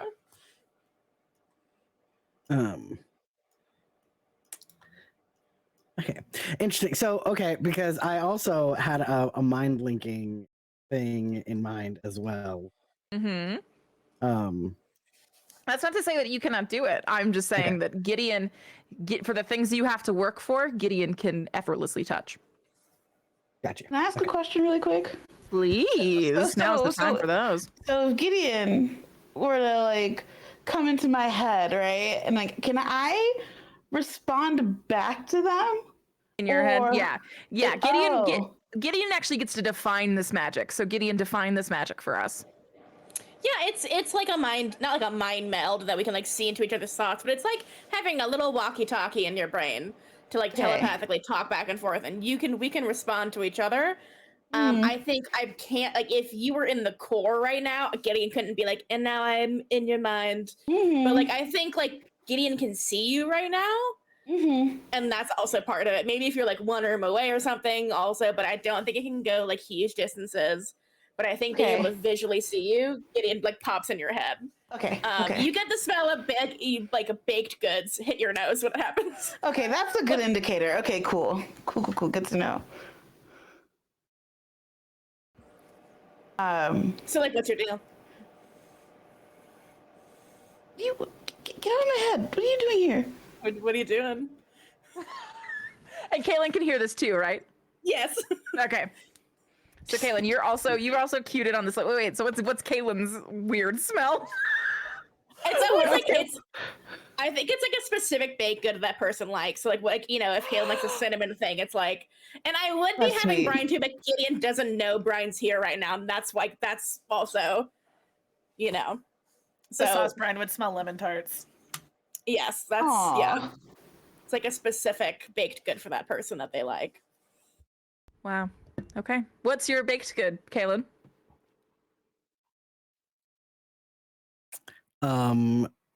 Is mango cheesecake? Can that be a baked thing? Of course. Sure. Yeah. Great. Yeah. That's nice. what it is. So it's mango cheesecake, and what's the other? What's Gideon's? Gideon's is cherry pie. I would love these this notated. together. Yes. Oh. No, yeah. Okay.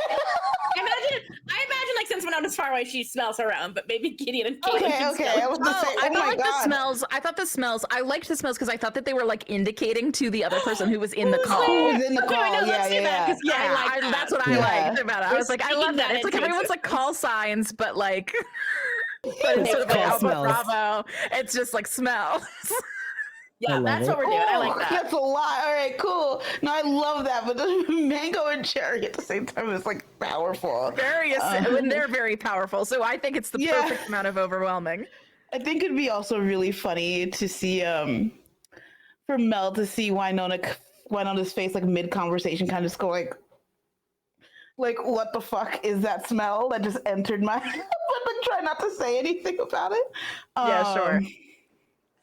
Like, okay, we're just chilling. It's okay. Yeah, it looks like it. Yeah, Gideon.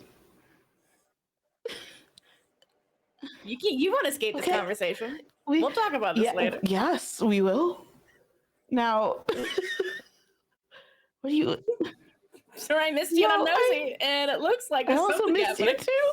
And this is a very complicated conversation. So I'll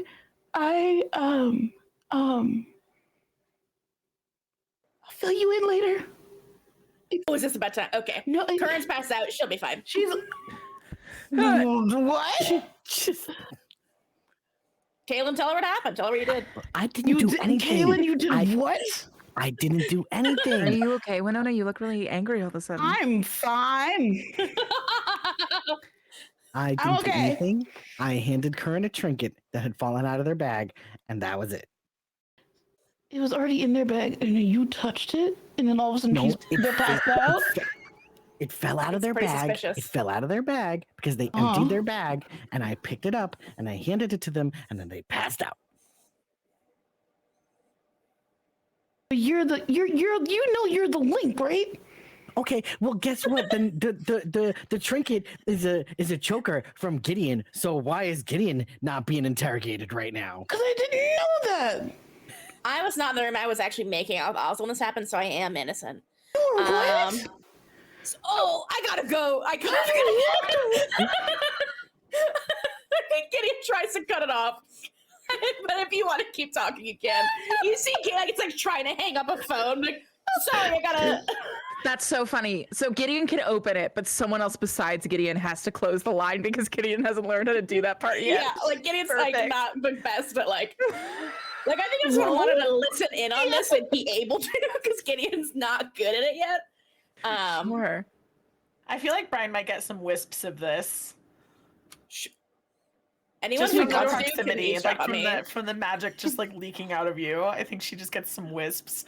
Enough for her to go, you still haven't figured out how to close these fucking lines? What are you doing here? Where are you, you fucking creep? You guys all like this smell of like lemon tart just fills your senses. Oh. I'm going to the kitchen with Yastira to drop off these cuttings for Anpara. What Is are that a you doing euphemism? here? You go to the Sounds like kitchen. euphemism. No, it's Some not a cuttings, euphemism. I huh? have a bag full of plants. Ooh. Okay. That sounds like a fun, healthy activity for you right now, Brian. Actually, I support this. It's a good idea. Proud of you. Also, since when do you make out with Flux? You are one to talk, Brian. Oh my god. I've not ever made out with a Flux. Yastira is something. I don't know what she is. Oh my god. And we can talk about that later because I want to get your thoughts on something. But I've got to go to the kitchen, so I'll see you in a bit. Should I end this for you or? Yeah, bye. Love you. Oh, And I think like Brian probably like snickers and then like there's like a dial tone sound. do I just hear dial tone in my head now? I think it goes away after a second, but I It think goes that's away. like Brian cutting it off. Okay. The whole conversation, Gideon's been making like wide eye contact with Kaylin. Just like,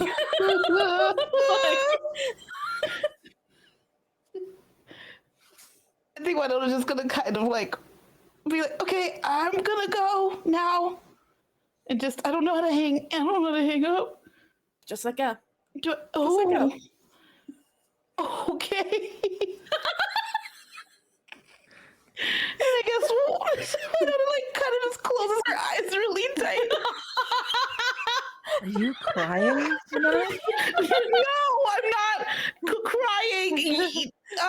Yeah, I think something flew into my eye. That's all. I'm okay. I'm good. And so we cut back to Kaylin and Gideon, and I'll just ask you straight up. Osel is a very perceptive person. Did you sell it, or did you or did you not? Did she notice that something was happening, or did you pull it off? How Kaylin, cool I'm were you taking your playing it? lead. That was not my telepathy, Gideon. That was yours. I don't. Do you say that out loud? No, no, this is above game to you, but Yeah. I think like, yeah, if anyone kept it together, it was Kaylin for sure. Like, if you want to have been holding that down, then you would be the one to do it. well, yeah. I mean, I think that Kaylin would be holding himself down, but I don't know. But is Gideon also holding? Kaylin would because he's had to for like castle shit. right? Like Prince shit. Yeah. Do you know like when you're having a conversation but you're not really listening and you're like, yeah. That's kind of what Gideon does out loud as you guys are actually talking. Or like as Kaylin's performing, Gideon's like, mm-hmm. You notice they start looking around for Brian when Brian jumps in. Like, and then like just when you start paying attention again, Gideon also goes, and those would be the biggest dangers you'd be looking out for. Any more questions before we go?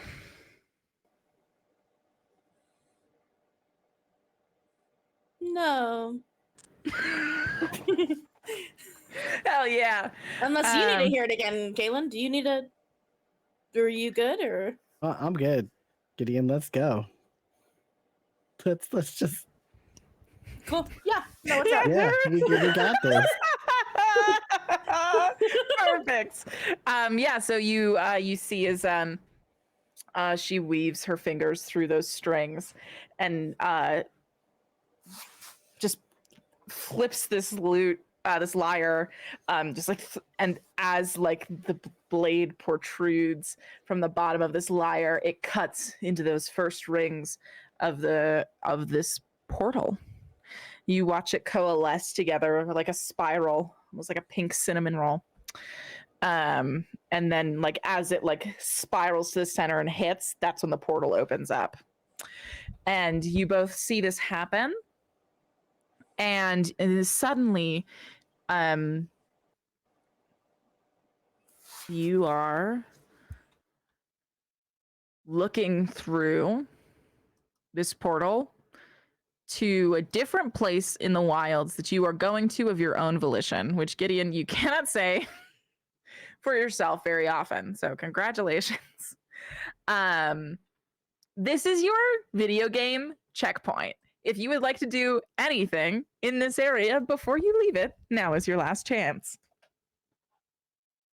Kaylin's going to open his own little telepathic link just to Gideon and say, listen, I'm supposed to find some hidden thing that opens with only my ring, and I don't want Ozil to be anywhere nearby, so I'm gonna need you to like take her away from wherever I need to be for as long as you can and hold her attention. Yeah, I can tactically do that for sure. Awesome. I could tactically distract her yeah. No, awesome. I'm so here for you. Great. And if she starts to come back my way, you let me know.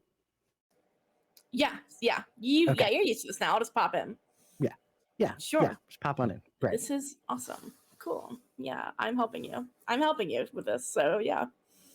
Yeah. It's gonna be great. I had a plan with Current, but then, I don't know. I still don't know what happened. Sorry you don't have them. They'd be better than me, but you have me. Well, so. I think you're both wonderful. I'm just concerned about Current. But anyway, let's go through the portal, I guess. Yeah.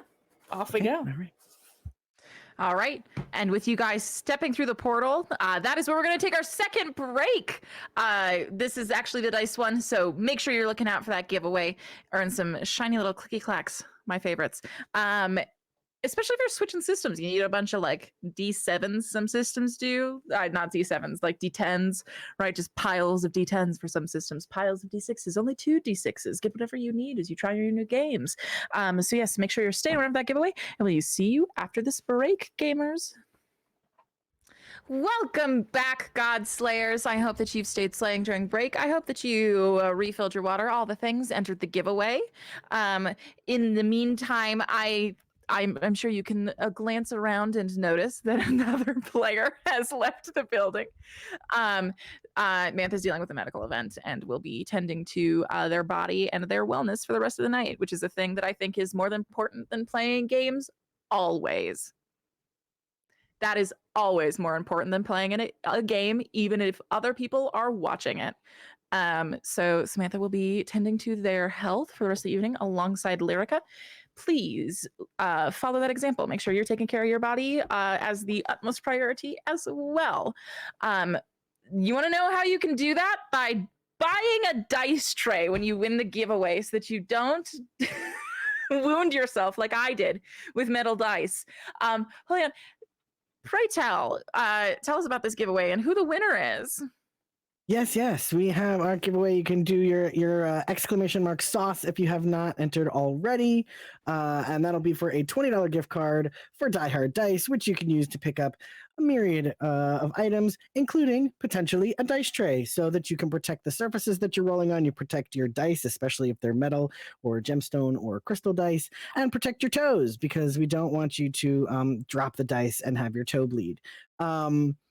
And also, there's also some Death2Divinity inspired dice on Die Hard Dice. So make sure you pick up your palette for your favorite character. They were all handpicked by each of the players.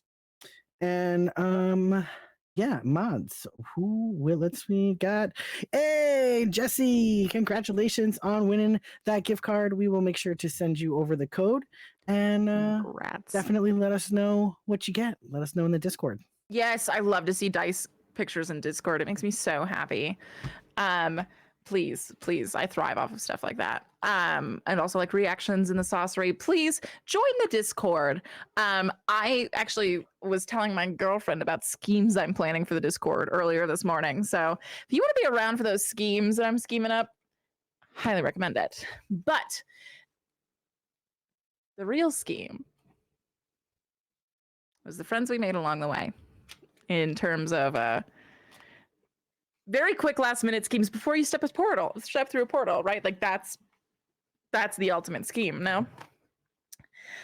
So Gideon, you have received the specific instruction to Kaylin, remind us all one more time the specific instruction. To take Ozzel elsewhere away from me.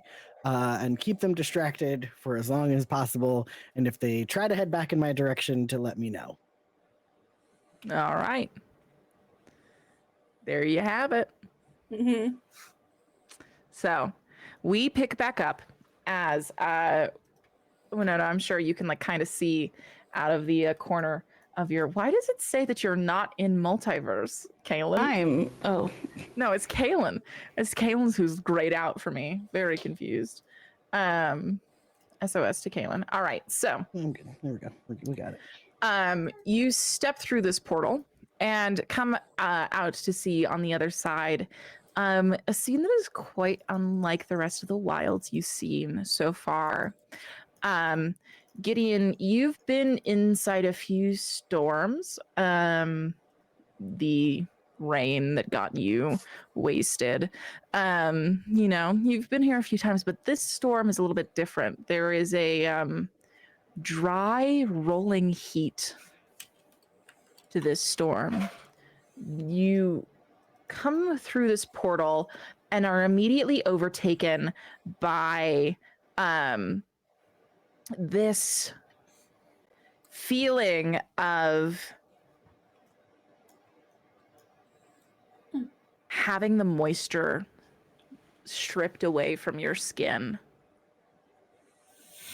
As you feel this air become more broiling and restrictive as you step through it. And you can't even see the sky. Just rolling waves of these red clouds of dust pouring over this place. Also seems unbothered by this, I would say is the right word. Like this was an expectation of hers to experience and not a surprise. And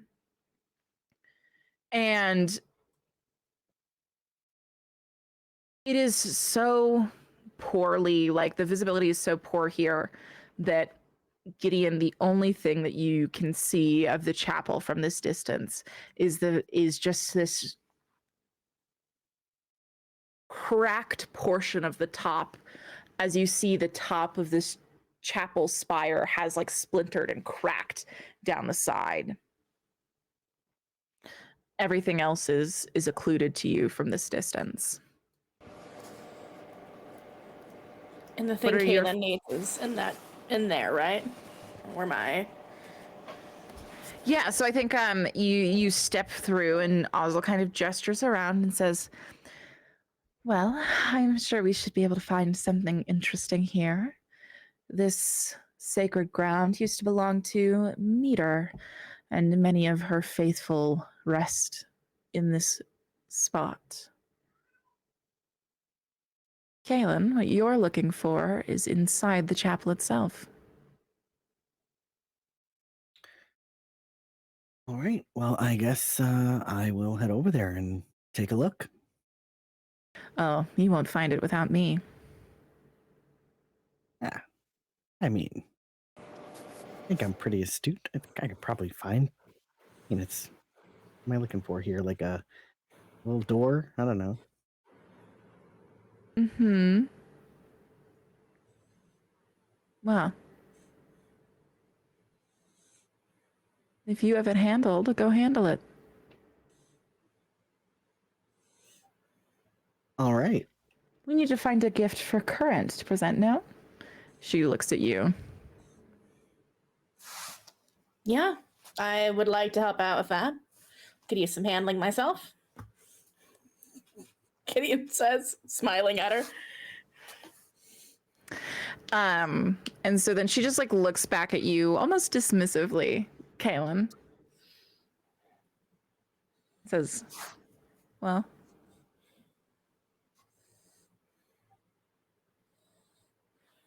All right. Well, all right. So we'll meet back here in a little bit. Of course. Okay. You have fun in your old church or whatever, Kaylin. Yeah. Sure, it's gonna be great. Have fun looking for a gift for Ampara. Oh, I'll have fun. Gideon says, like looping their arm with Ossel's again and like turning away. Interesting. Okay. So you head. Ooh, who should we talk about first? Let's address your stint, Kaylin. As you head up to the chapel, are you paying mind to anything else? Definitely going to I think he's probably gonna stop. Like, these look like little graves over here, so he'll probably like check out who the graves are for. Just kind of also keeping an eye out to see if he can see anyone, see anything in the area, and also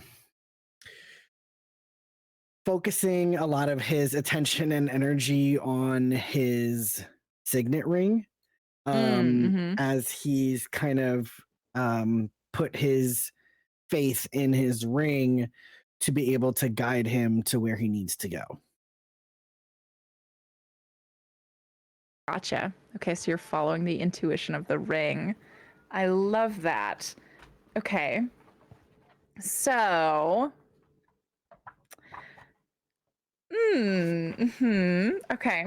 So I think like you're trying to follow the intuition of this ring, and it leads you inside the chapel. Now you do see some things as you pass. The few like monument statues that reside here, you don't see any iconography of perhaps Meter themselves, but there does seem to be monument statues to devout who have passed, and they are all dressed similarly in a very like humble looking robe, holding out a hand with an apple in it. And it's this imagery that you are contending with as you grow closer and closer to the chapel. And you see that this chapel not only has a spire, but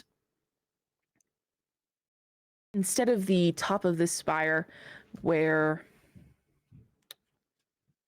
it would usually just taper off to its single point, you can see that actually so much of this spire had already been sundered by, as you grow closer, you realize to be this monumental tree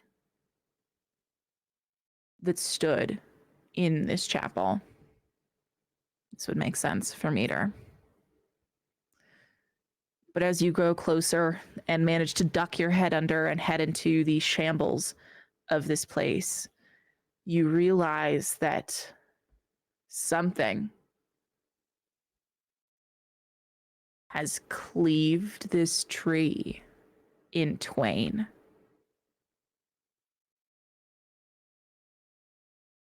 The spire falling, breaking in half as it went.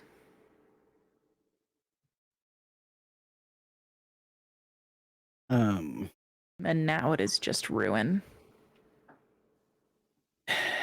He will kind of head towards the tree, do some investigating around the tree, and then like look to where everything's fallen over at the spire and just try to see what he can ascertain from the ruins. I think he's still kind of hoping that if he gets close enough to whatever he needs to whatever he's looking for, because he knows he's looking for something that the ring is going to open, so he's hoping that like if he gets closer, the ring will kind of either start to vibrate or glow or something that will kind of let him know he's going in the right direction. Yeah, and you are in the middle of this incredibly fraught search when you hear a voice from behind you say, sorry, I'm landing on a tone. I'm landing. I'm deciding. I'm making an irrevocable choice. What you looking for, hot stuff? Out from the shadows, a wolfish creature, just from a glint of the eye, then bringing into full view this sexy wolf.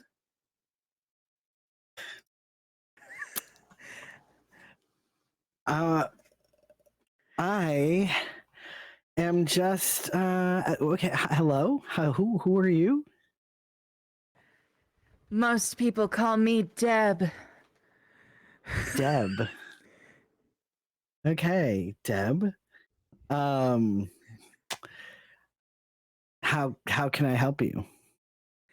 How can I help you, hot stuff? You're the one who's looking so eagerly for things. I do enjoy looking around and just trying to Do you enjoy looking or do you enjoy finding? I enjoy a bit of both. Well, what flavor of finding and looking are you indulging in today?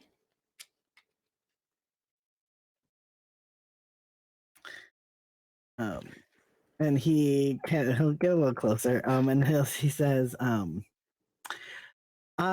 just like to venture on my own. I follow my intuition. Is it often that you venture onto desecrated ground? If that's where my intuition takes me. And where is your... Not MILF Manor. Fuck! I can't believe you did that to me, Molly! I'm sorry. God damn it, I never break. Sorry.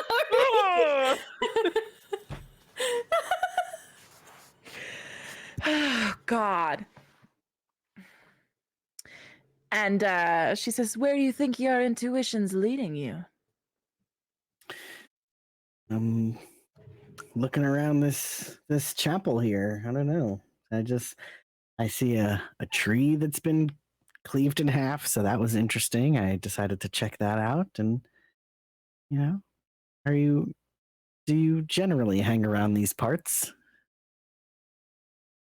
Only when I smell something interesting.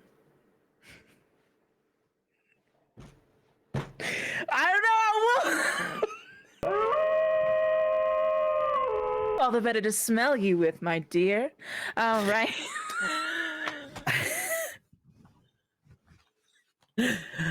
You know, Oh my God. all right. So, that's great. Thanks. I think I think that's a compliment that you are telling me that I smell good. All right. And so how can I help you here? And I think no, Would you okay, like I to think that's what figure I'm gonna Deb ask. out? Yeah, I would too. I was yeah, that's what I was gonna do. So does All her right. ex-wife, am I right? Am I right? Very Okay, excited to figure so- out Deb. All right, so plus wit. Oh Lord. Okay. Of course, I have no extra dice on this. Or no extra like. Ugh. A downbeat, you say? Oh God. A downbeat, you say? Mark an XP I for think that. I'd like to visit a downbeat in the form of talking to our sweet friends outside. Gideon, I know that you were talking about leading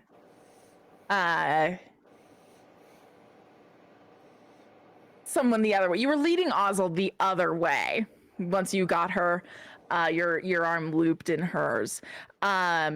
And I think that she like kind of lets you set off in that direction, maybe like an unassuming 25 seconds before you notice that there is a small curve to the direction that you are walking in now. As Ozil goes, so that's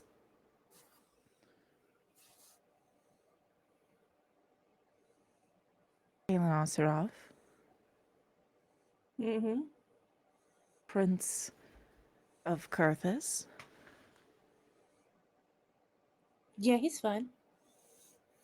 And what is Gideon Osmond to a Prince of Kurthis? To that prince, we're friends. I mean, we pals, I guess. Haven't seen him in a while. Don't know what he's doing in the chapel, but seems like you know. If you're friends, then why are you not invited to the unveiling of what is in his family's ancient vault? Is that what he's looking for? Because I think like Gideon didn't get details, so they're genuinely like, oh, interesting. Yes, and he has asked us both away.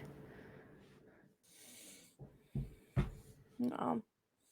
It's probably boring compared to what you'd have in your vault, I'd assume, but I figure if he finds anything worth finding, he'll tell me about it later.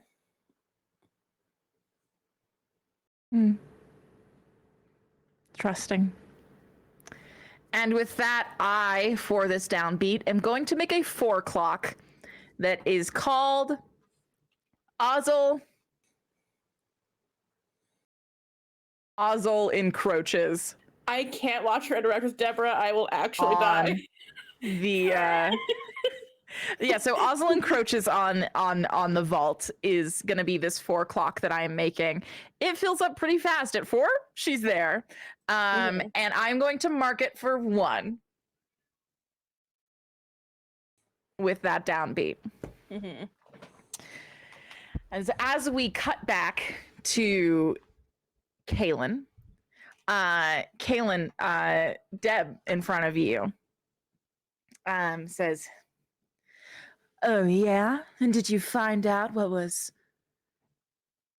in between the split of that tree?" You did this, not me.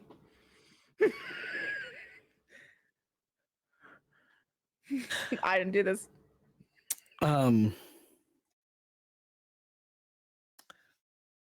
I saw I went over there. Have you found something in the split of the tree? Of course, none other than the underground of this chapel. And makes for a pleasant place for a nighttime soiree, if you don't mind the coffins. You know, I'd be down for a nighttime soiree. Do not tell the wolf that.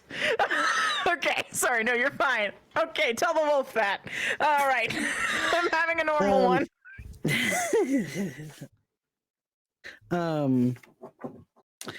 And I would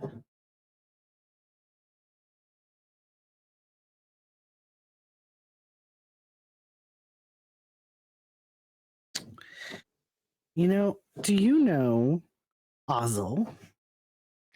Oh my god. Is this a move? Just a question. Okay, just a question. At this point,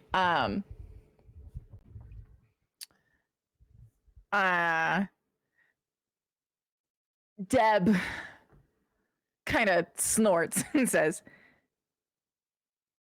The Ozzel? The Ozzel, yes. Of course I do. Everyone does. What are your thoughts of the Ozzel?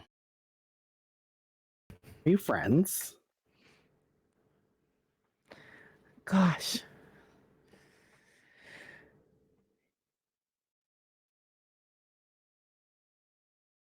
I think, like, Kaylin, this person looks to you and goes, oh, absolutely.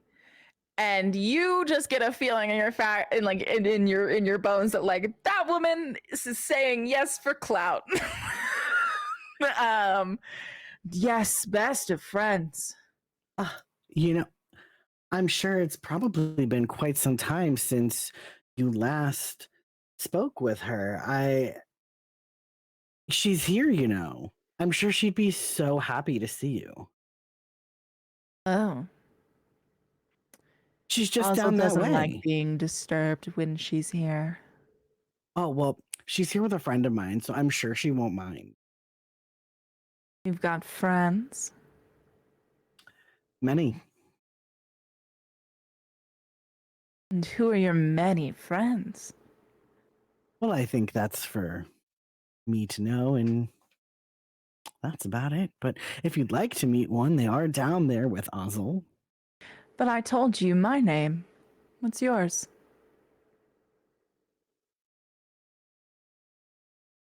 I'm sorry. Did I have to share that with you? No. Okay. But I don't have to let it.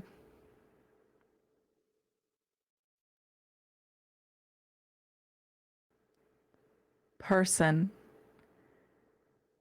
down into that chamber any more than you need to tell me your name.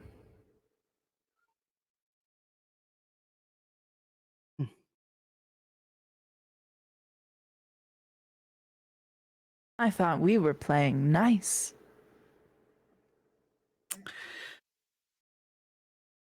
All right. My name is Kaylin. Kaylin. Not a bad name. I do enjoy it. I picked it myself. Lovely. Makes the name all the truer. Let's see you then.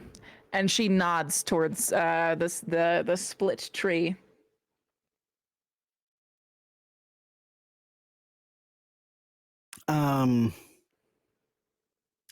I start to walk towards the tree. Mm-hmm. And as I'm walking, I link up with Gideon again telepathically. Because I can. And I say, there's a wolf here? Like a she-wolf lady? Do you have any, Seems like, up your alley. There's a Do you she need, like wolf. beef jerky for her, or, like to get her to go away or something? What do you got? Do I have beef jerky? I mean, do you have how do you have any ideas? How can we distract her? I don't want her coming with me. Is it like an actual wolf or is it a woman, Kaylin? It's both, Gideon. You feel free to come by and figure that out. No, I have like a thing going on here. Maybe later. Just get what you want out of her, and then I don't know. Isn't your family like good at memory magic? You could do that or something. That's morally questionable. Or You brought it up. seduce her. That's my plan. That's what I'm doing. Although I'm getting seduced, to be honest with you. Sorry, I'm sharing too much. I'm trying to focus on this conversation and this. Is she not letting you in? I just don't trust her.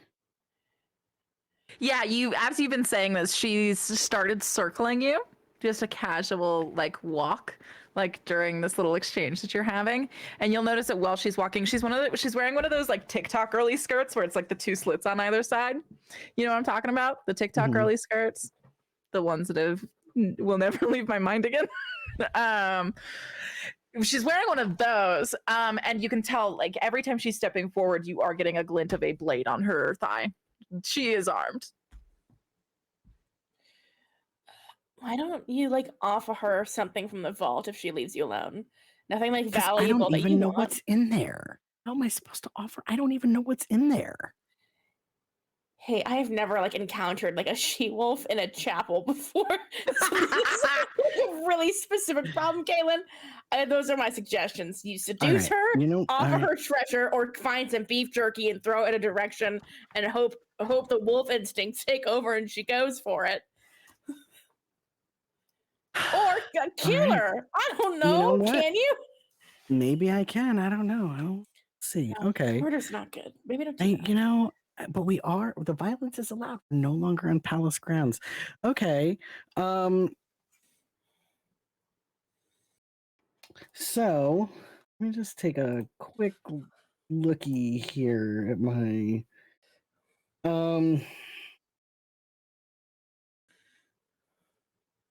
I would be happy to invite you to defy disaster.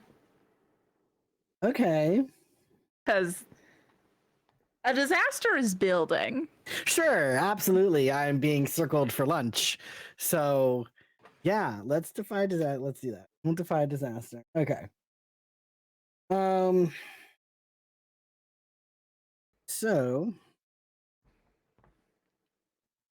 when you defy disaster, when you push your limits to achieve something extraordinary that's not covered by another move, or to avert an imminent danger to yourself or someone else, say what you're willing to sacrifice and pick your approach. Might, endurance, or courage is daring. Swiftness or elegance is grace. Charm or social insight is heart. Cleverness or knowledge is wit. And willpower and metaphysical skill is spirit.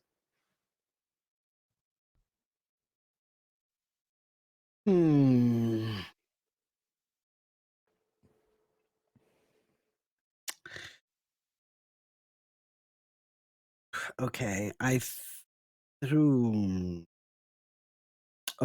all things that I don't want to. Okay.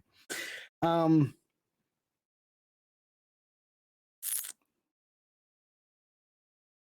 a divorce cake in the morning. Okay. My plus ones are not in things that I'd really like to sacrifice, unfortunately. Yeah, so it's not what you're willing to sacrifice from those stats. It's what you're willing to sacrifice in this moment. Right, like you could sacrifice like your cover in that like you don't want anyone else besides her and the people that you brought here to know that you're here. So, you could sacrifice Ozzel's detachment from this issue. I think like I'm not sure. I think on a 10 plus, right? You don't that sacrifice does not come to fruition. Okay. You just manage it with maybe a smaller consequence. But Right. it's at a 7 to 9 that it's a hard choice or success with a sacrifice. That is when that sacrifice would come into play. And so is this like kind of like in the moment, right? And so like because I'm thinking like, okay, if I wanted to roll plus heart, it's charm or social insight that I'd be sacrificing, right? But that's in this moment because I'm thinking like, well, by the time I get to the on party, I don't want to have charm and social insight sacrifice. Yeah, You know so what I mean? the sacrifice is not related to the stat at all. Okay, so it's just like in this very one particular moment that we're in right now. What is Kalen willing to sacrifice to get his way? Okay. If it's like his like, is it his like dignity? Is it his pride? Is it like Ozzel not helping him? Is it like, it could be anything.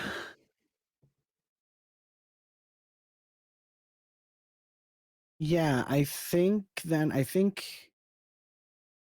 he is willing to sacrifice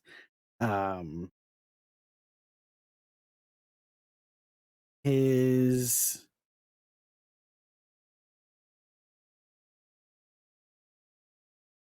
I'm thinking something along the lines of like Gold. Ozzel. Like it could literally be like money. Oh, Ozzel. Oh, tell me more. Tell me more. Oh, I mean, if it could be gold, then sure, I'll sacrifice gold. I would ask you to sacrifice wealth. Would be the ask there. Okay. I mean, I think that he'd be willing to sacrifice wealth, considering what he's got, right? Like, sure. But what does that fall under? It doesn't fall under anything. It's not related to the sacrifice. It's not related to the stat. But it just say what you're willing to sacrifice, and then you also pick your approach. So now that we've said wealth is the sacrifice, we identify the approach. Okay, does that make more sense? It's taken me a lot. Yeah. Okay. Hey, we're still getting used to it. Hey, yeah. All right. Okay. So yeah, Kalen is willing to sacrifice his. Hell yeah. And I think his approach is going to be charm. All right. So let's go ahead and see that roll, and then we can see how this plays out. Oh God. Please, thirsty gods.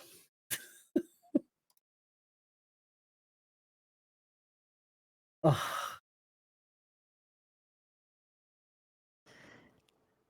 Okay. So tell me what the approach looks like.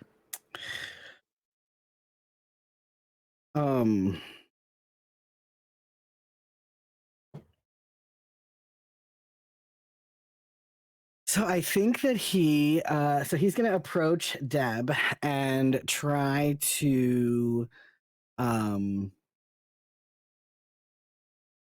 just be like, he's going to be very flirtatious, trying to kind of get her off her guard.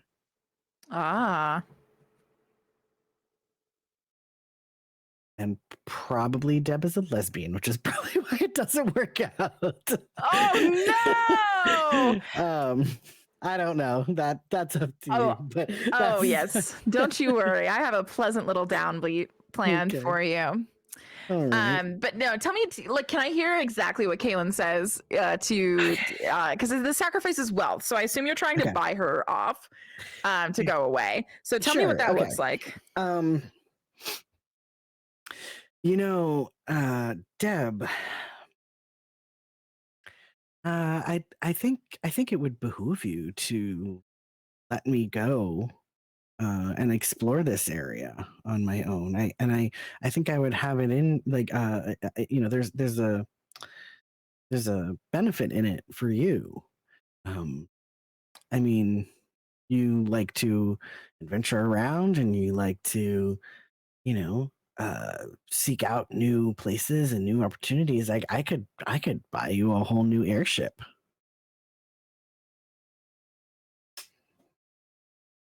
A whole new airship.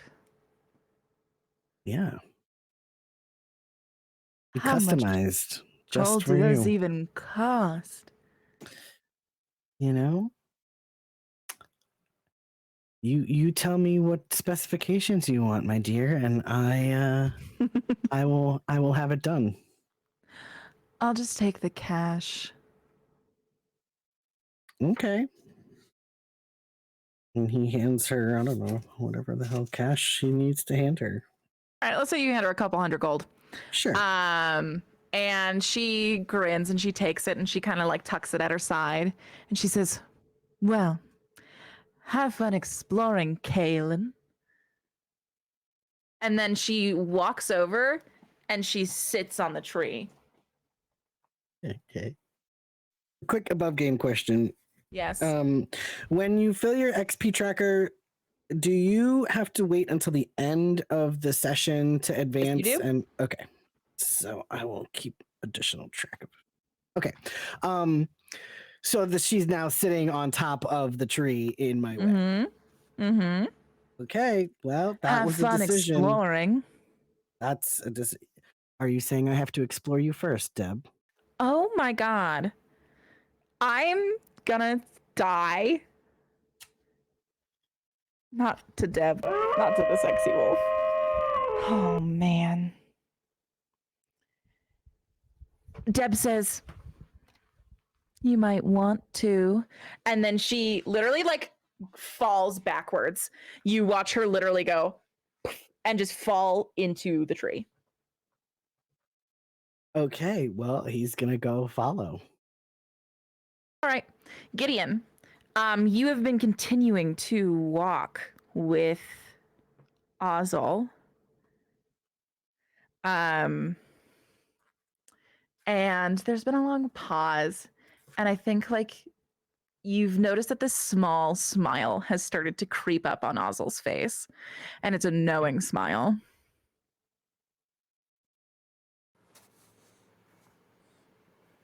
You know what I think, Ozzel? I think you're the most dangerous thing out here. Gideon's like walking backwards as I walk with her now. Interesting.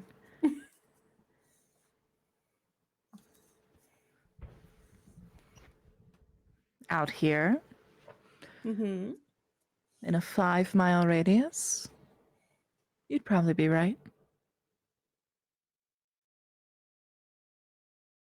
10 miles?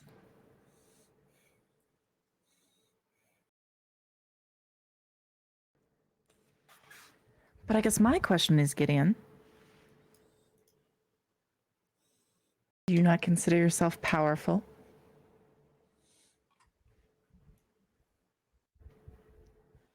I do. Just maybe not graceful with it yet. Yes, grace is learned for most.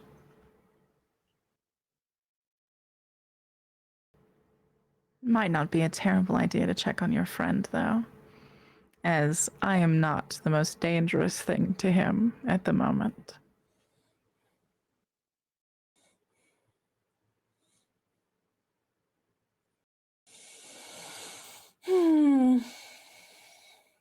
How in danger is he?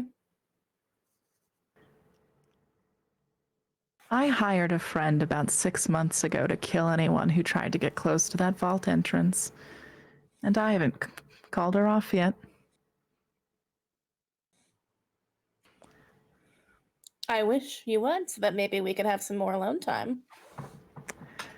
If you would like to try and convince her to call off Deb, I encourage you to defy.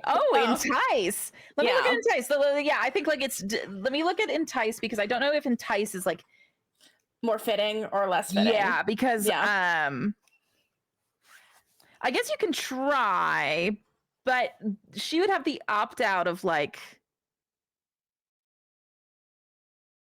I get to choose one, and she could just get flustered or awkward or give in to desire. I think like Kaylin is about to be attacked with a knife, so defying disaster might be a little bit closer to what we're looking for. So right.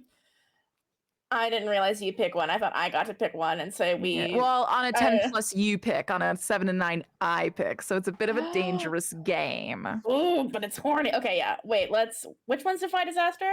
Defy disaster is 27. is the page, and it is in the danger moves.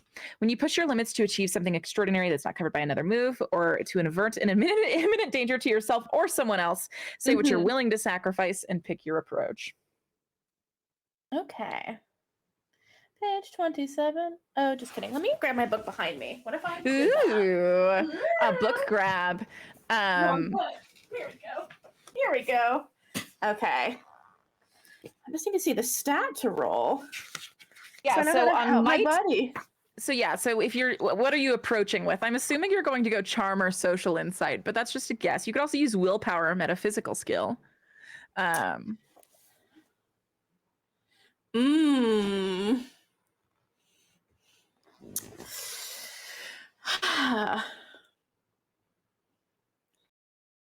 I try to pretend to be Ozzel and telepathically to this person after what Ozzel has just told me? Or like use like my magic to like call them off, like that would against be Ozzel's metaphysical will? skill. Yeah, because she I just think you said could like, aren't you try. powerful? So I'm kind of like, yeah, I am. I am actually. Yeah, let's roll a defy disaster with spirit. I think that's great. What are you willing to 11. sacrifice? Oh, I rolled 11. Just kidding. Well, you do it with style. At the GM's discretion, you may also learn new information, discover a new opportunity, or gain a string on someone. Okay, wait. Let me read that. I have to read it. I feel like a little scholar. So you're gonna do it with style. Yeah. I think that this, if you can sell it for me how it's hot, you can gain a string on Ozzel, but you have to sell it for me. Yeah. I think Gideon goes, how would you call her off from here?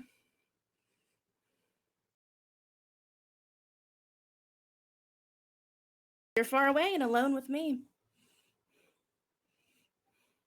No one's far when the wilds are near. And she gestures towards like the line of like mushrooms and growth that cover this ground.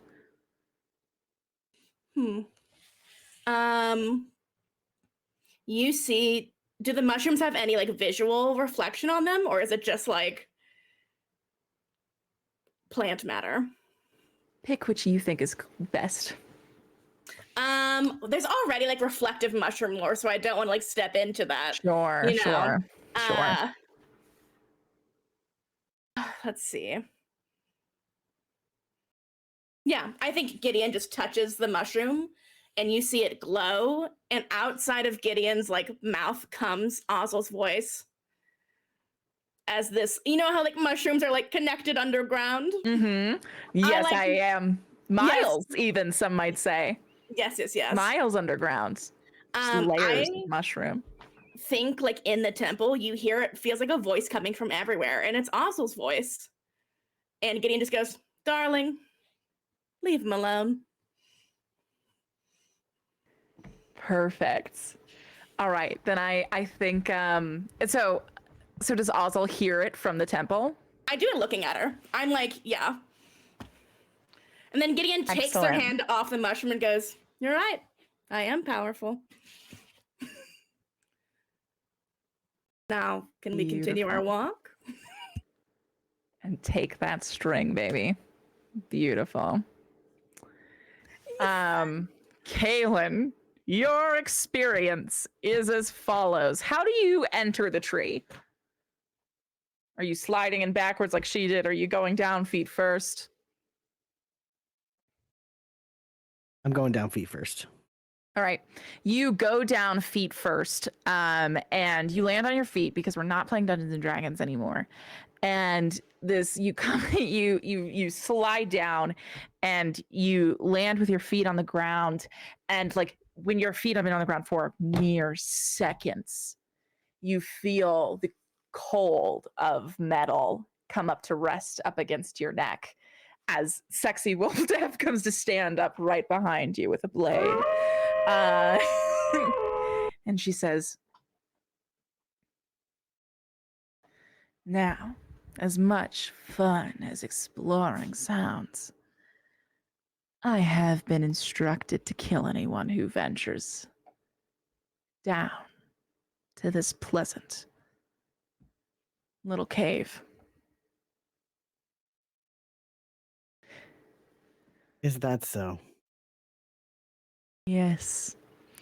I wish we could have had more fun. And right as she says that, you hear Ozzel's voice take over and say, what were the words? Gideon, say them again for me. Darling, leave him alone. Yes, you hear, darling, leave him alone. And you immediately recognize Ozzel's voice. And that is all it takes for this pressure to lift off your neck.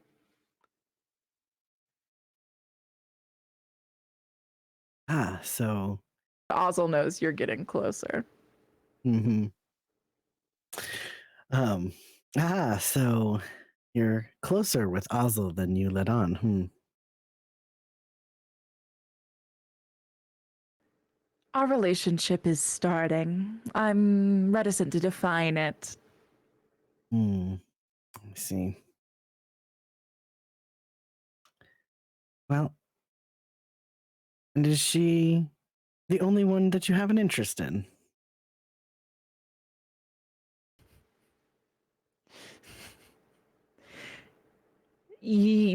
Deb looks at you, and there is nothing but pure adoration in her eyes.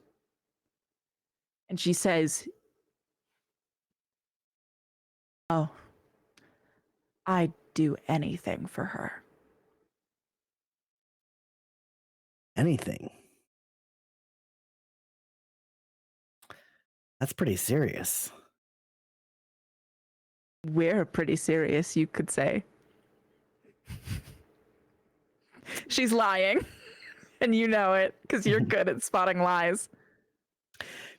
That's really interesting because where we just came from, she's been flirting with everyone.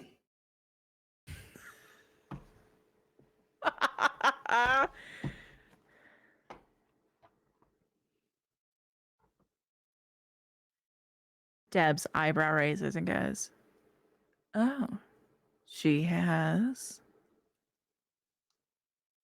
I hate to be the bearer of bad news, but as I said, I've got several friends around and she's flirted with at least 2 or 3 of them. Just in the last day. And Deb kind of like takes a moment to consider and then says,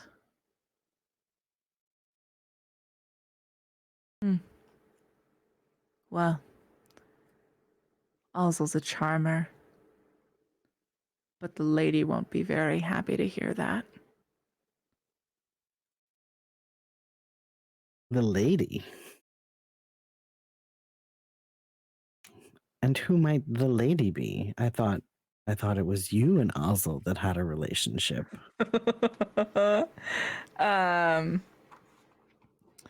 she says, "Just because I'm not killing you doesn't mean I'm helping you." And she howls and then scarpers back up through the tree. And Caleb will let her leave and continue to find out where he's got to go. Perfect. So with that,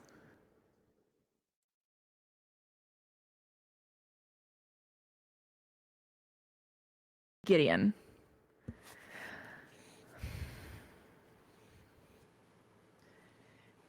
Ozzel's response to you is, "Oh, so powerful that the threat of a looming royal magic from, I believe, your oppressive regime doesn't worry you a single bit. You're content to let a legacy of power determine if he's going to use it to serve you first." I didn't say that. And yet, we're so far away from the truth.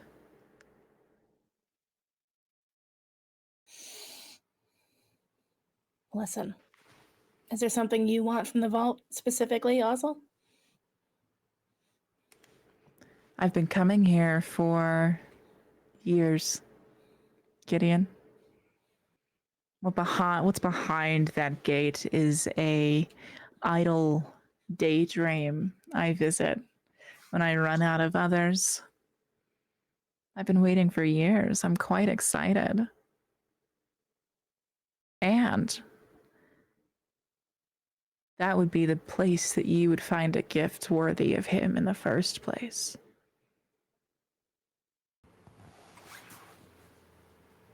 Isn't that what we're here for? Technically. I was interested in spending time with you, though, to be honest. If there's something you want from the vault, I can get Kalen to bring it to you. He'll listen to me. What if we go to the vault? And I'll make sure we get ample alone time later.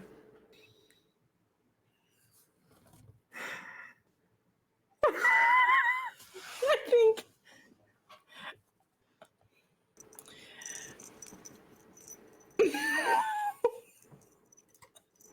One second. Just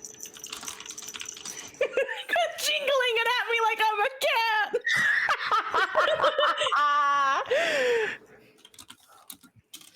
Deb's not here, but the worms still are.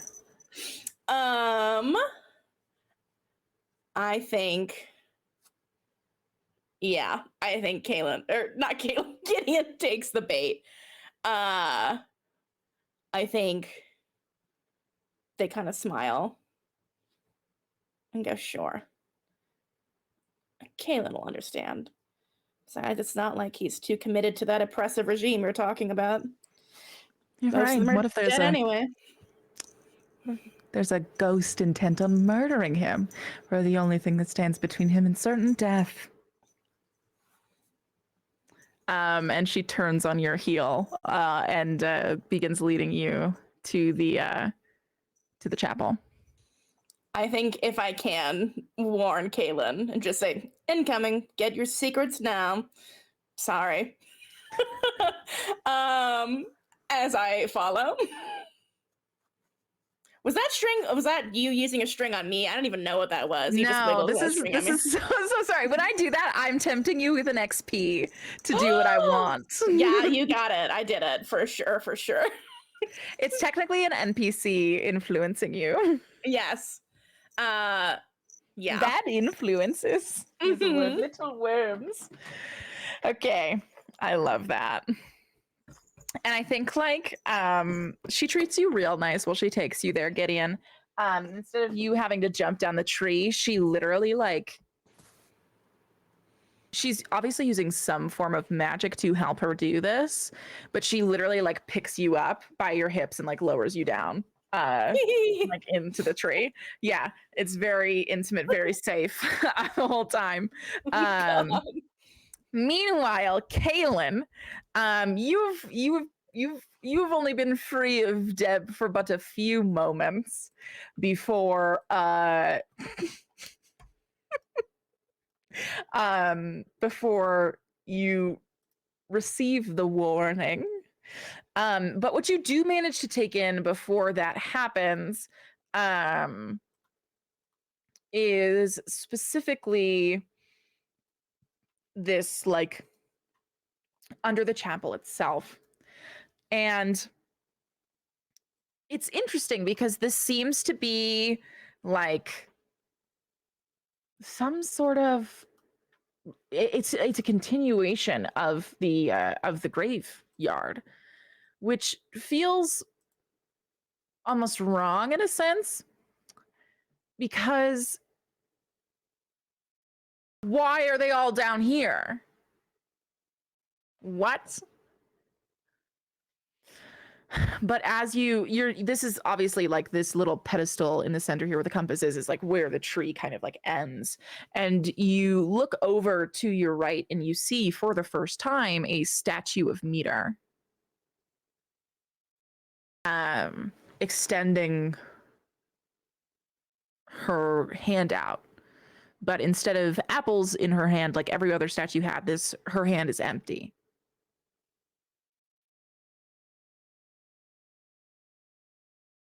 But you get the feeling that this is not what you are here for. this is something that someone who is more devout toward meter would be seeking. You feel this pull in the other direction, further into the abyss underneath the chapel. And it is only when you've turned that first corner that you hear Gideon's warning, which sounds like... I think it was, get your secrets now. We're on our way. Sorry. Yep. Sorry, she's hot. I think Gideon. Sorry. So after you hear that from Gideon, Kaylin, what is the reaction? He would probably. Oh God. Okay. So, all right. Better act quickly and just like sprint to just keeps going forward because like eventually I'm gonna have to hit something. So he just starts running. Yeah. So I think you contend upon the end of this oh, go back. That's a door. Not all that way. You're fine. Sorry. This is a door. I should get better at creating little paths you can't walk through, but that's a job for a better me for sure. Okay. You get up to the very edge of this door and you see this large swath of concentric circles that get further and further in. But you notice that each of these circles have these, what you believe to be spikes at first, going around the circle. And then after a moment of a lifetime draped in royal imagery, you quickly realize that those are points of the crown. Each different crown set before it gets to the very middle, in which there is a small indent for something you are in possession of. And Kaylin will just he's trying to do things very quickly, so he takes it in as quickly as he can and just goes to insert his ring into the.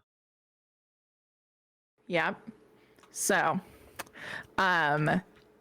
you and you watch as all of the rings begin to turn in different directions as you're hearing mechanisms snap after ancient just an unholy amount of time has come to pass.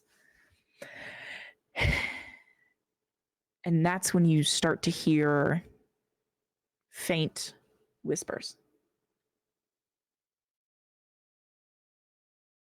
For the moment, they are unintelligible. But you are hit with the sudden feeling of presence, I think is the best word. As the final wheel turns, and then from the spire center of that circle, the door opens. This literal circle in the wall. A literal vault. And this wave of ancient air greets you with the weird sense that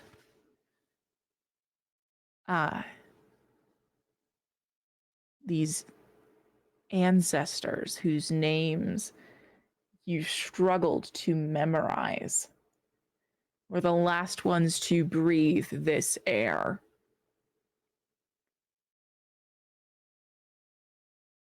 As you enter, strangely, more of the same. There are still coffins here. 7 of them, in fact. But there are a few things that are unlike anything you've ever seen in here. The first of which is this green and golden light that is pouring out of carved runes in the ground, clearly having activated after you entered this room. Hmm. The last time you saw runic magic like this, besides the protections that your castle wing has, would be the runes that fly your ships. This is runic magic that is available in very limited capacity. And until this very moment, you had no idea that it had anything to do with your family.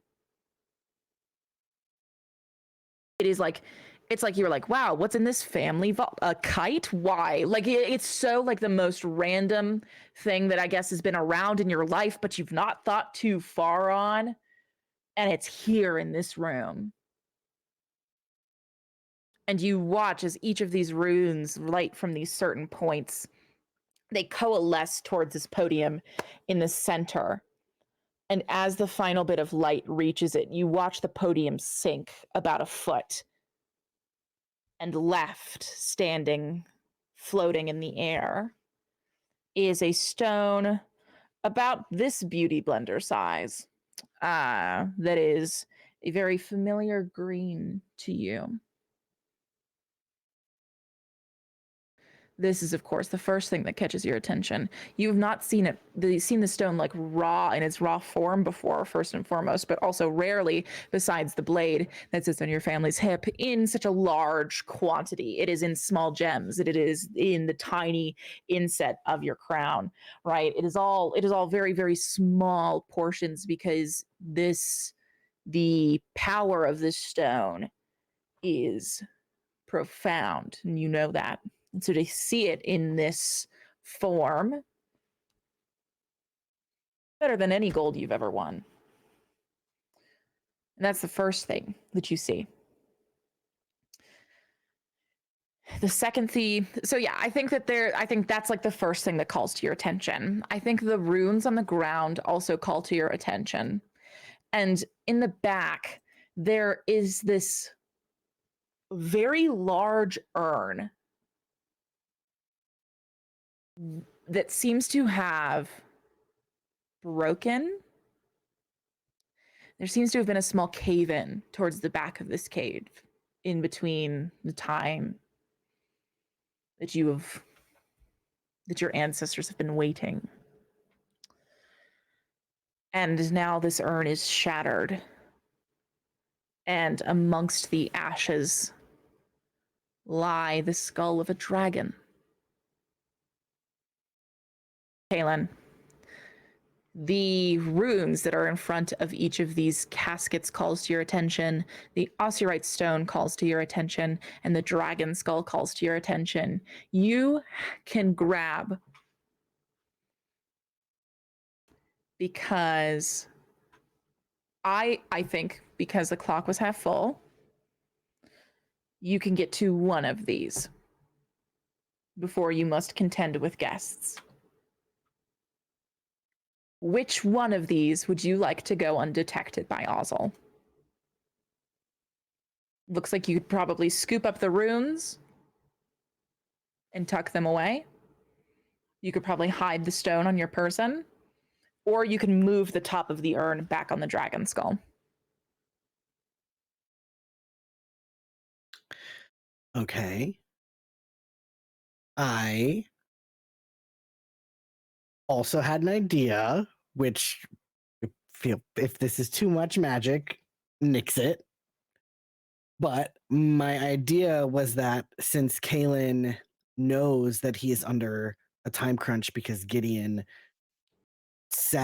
told him that they're on the way, that Kaylin would, feeling the spirits of his ancestors, kind of draw in their spirits, to be able to form a protection wall at the entrance.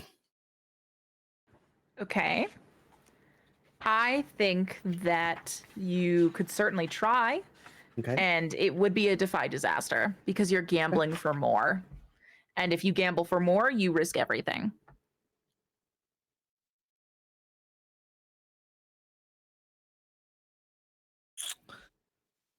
Hmm.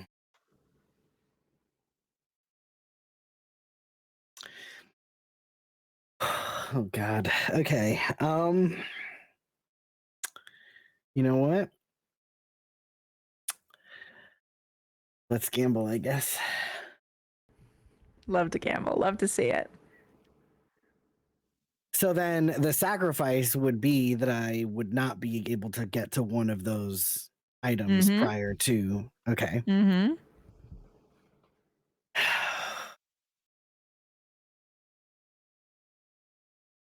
Okay, and I think he's probably he's gonna roll with daring because he's you know. Or is it kind of spirit because you're contending with the metaphysical nature of your ancestors? True. All right. Okay, we can do that.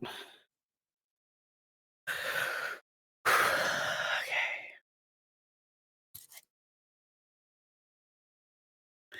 I'm dying. Me too.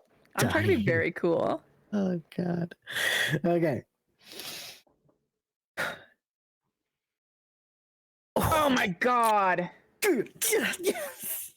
Oh boy, howdy. Oh wait, let me open I need to open the chat box. But I got an 11 chat. Holy shit. Okay. Well, bestie, on an 11, you do it with style. Yeah. At the DM's discretion, you may also learn new information, discover a new opportunity, or gain a string on someone. I'm very willing to contend with those, and I would like to inform you at this time that your legacy, your ancestry, is something that you may take strings on from this point going forward. And your ancestry is something that can take strings on you going forward. Welcome. Interesting. Okay. So, okay, yeah. The first thing I would like to ask is for you to paint me a picture of this moment. Okay. So, Does it done Kaylin- through music? Because I'll weep. okay, yes. So Kalen, he kind of like he's got a couple of like he's got his instruments that like kind of play on their own, right? So he can have multiples of them playing at the same time. And so he's got probably like a little piano and a little guitar and saxophone. Those are his there's your mix. Who doesn't love a good saxophone? So he kind of like pulls these things out and sets them in front of him, and then you can see kind of the spirits of his ancestors like kind of being pulled in towards him, and then he puts his hands out in front of him, and all of the power and everything that he's gained through his ancestors push forward out of his hands and like and power the instruments, which then create lines of music that form the protection wall.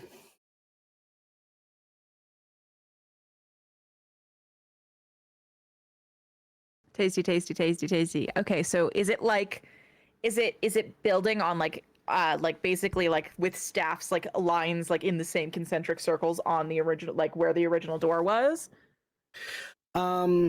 Yeah, I mean it can be in a concentric circle. Yeah, I was thinking just like it's like just building a wall of like as Just it plays, it just Oh, I love that. just- Okay. yeah. Yes. Okay, Yeah. so then Gideon Osmond,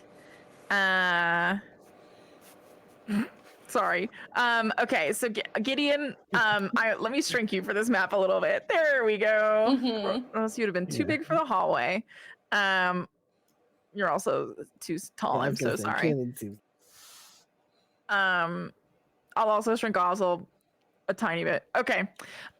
So Gideon so what music is Gideon hearing in approach? Like I actually think that so Gideon would probably know this song because it's one that would have been played at like certain events, because I think using that ancestral power, it becomes like an Osyarov family song, right? That's like, so it's probably been played at, certain events at the church.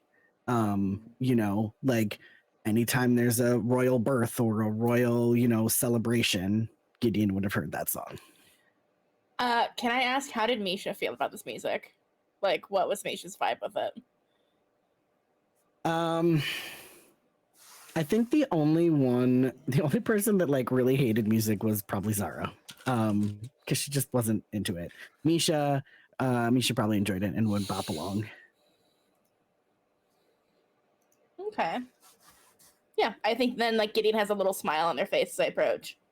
And they kind of like see the lines of music blocking them, and Gideon's like a little impressed and he's like, oh, wow. And they kind of like lean against the wall and shrug and they go, you're the musician, I don't know what to do with this. As they like gesture to Ozzel, and sit back and listen to the music. Having like done their bad friend thing already, like Gideon's like, Yeah, I did she it. can't be mad at me. Like, she's hot and she likes me and he's fine. I won. Yeah, Right, literally, like, this is how I win. this is Gideon's I like put my ideal hand behind outcome. my head and lean against the wall, and I'm like, wow, this What is are you gonna wild. do? We can't get in. Interesting. Do I have a string on you, Kaylin? As oh, I should add. I have that. Let me look myself. One moment. Let me look. A little string for me today. Just one, I beg of you. Oslo does have one on Kaylin at the no, Ozzel does not. Ozzel has ones on Gideon and Brine. Oh, that's who it is. God damn it. Oh no. Fine. All right. So Kaylin, even though you hear approaching footsteps, let us focus on instead what you are contending with in front of you. What priority would you like to address these items? Osterite stone, dragon skull, runes. Okay.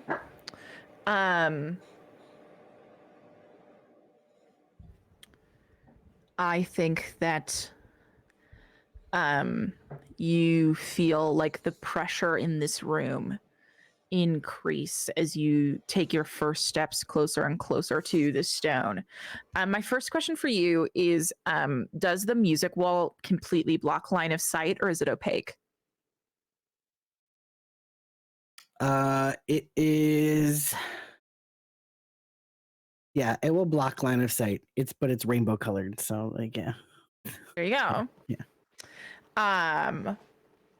So I think at this point, you reach out and you actually notice that like as you're walking closer and closer to the stone, the whispers are getting quieter and quieter and quieter, which is this weird feeling as you're just like approaching like the eye of the storm, right?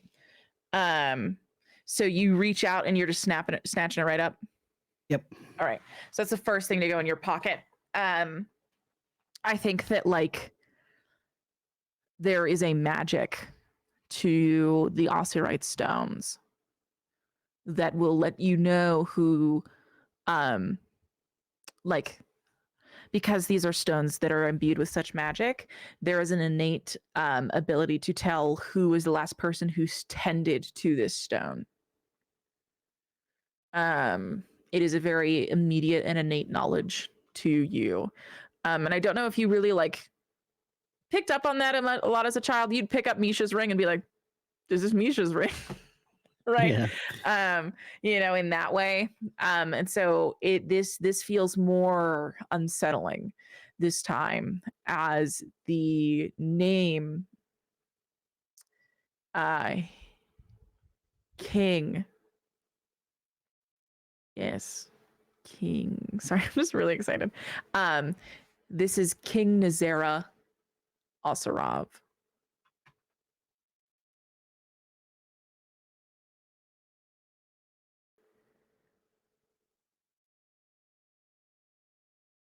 And this room is about the people that he loved. Next, do you tend to the runes or the skull? To the skull.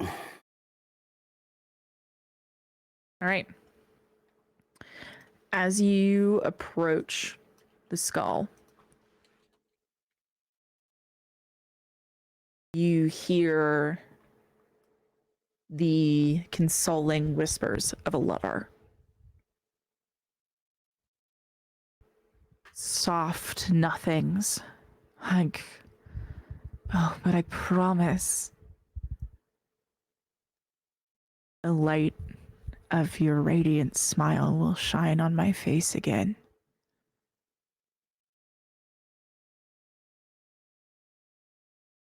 You feel this deep adoration. No, deeper than that. Devotion. As you approach this dragon's skull. What do you do with it? I grab it and tuck it in my bag. I think Kaylin's main goal. It's It's a large. dragon It's skull. large. It's large. It's- Large. Okay. It's a dragon skull. Big. But if you're touching it, I do have some things to talk to you about. Yeah. Mm-hmm. Okay. Yeah. So you reach out and touch this skull as you're beginning to like try and like feel like, can I even like lift this? Right. You find out, yes, probably you could, but at the same time that you find out that information, something a bit more important happens, and that feeling of like your hair standing up on all of its end and that shock heading back up your spine, you feel it again in this moment. This surge of magic, except for it's bolder, it's brighter.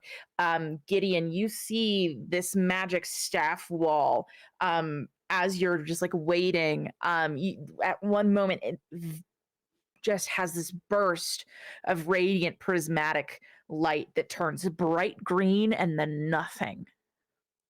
And the wall still stands after the brief flare, nothing to tend to it to explain it. But Kaylin, on the inside, that green light emits from you. This flash of green magic. You feel this searing heat pour over your body.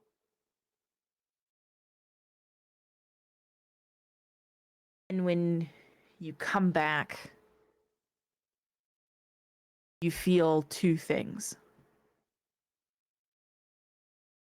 Indescribable loss. And a brief searing on your forearm as you look down and realize that there is now a faint green emblem of a dragon wrapping up your forearm.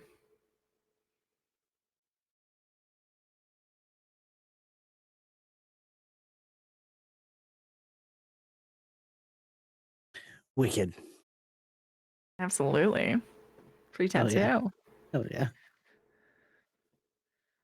yeah. And you begin to take a few steps towards the only thing that's left for you to collect in this room, which is the runes. And this is when the whispers get louder.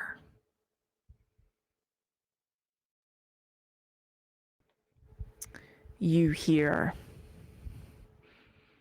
no, I do not trust her. She has used that trust to betray our people. This will stand. And as you pick up the first rune, the first casket blows wide open. And it is completely empty. But the name for its intended recipient is still engraved on the bottom. Kashiel Kind. I'll tell you all these names afterwards. Don't you worry. Don't you worry about getting them down. I promise. You go to the next one and say, and you hear a voice say, "This legacy was meant for its people, not its gods." As you pick up the next one, the casket open. Ilzurg Dreadnelt.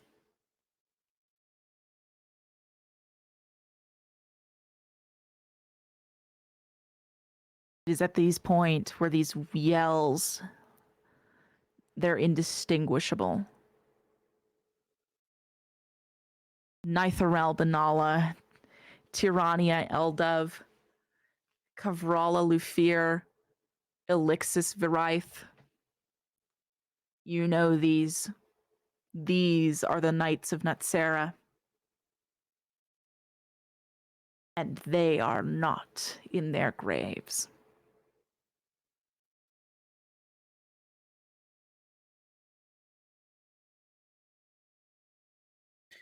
And you realize that these runes have specifically protected everything inside of it from a member of the Asirov family destroying it. And if you lay these runes again, they will serve the same purpose.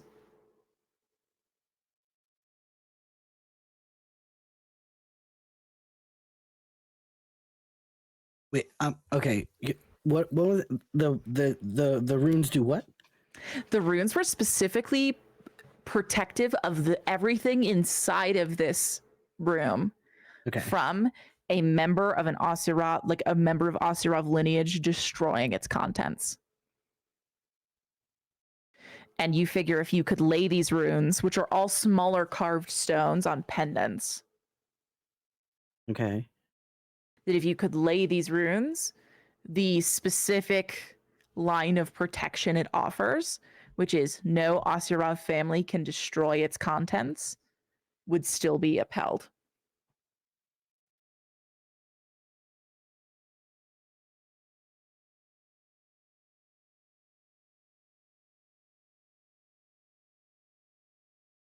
Okay.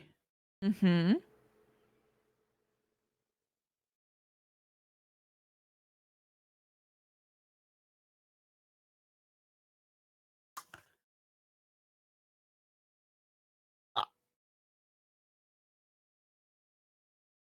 So my options are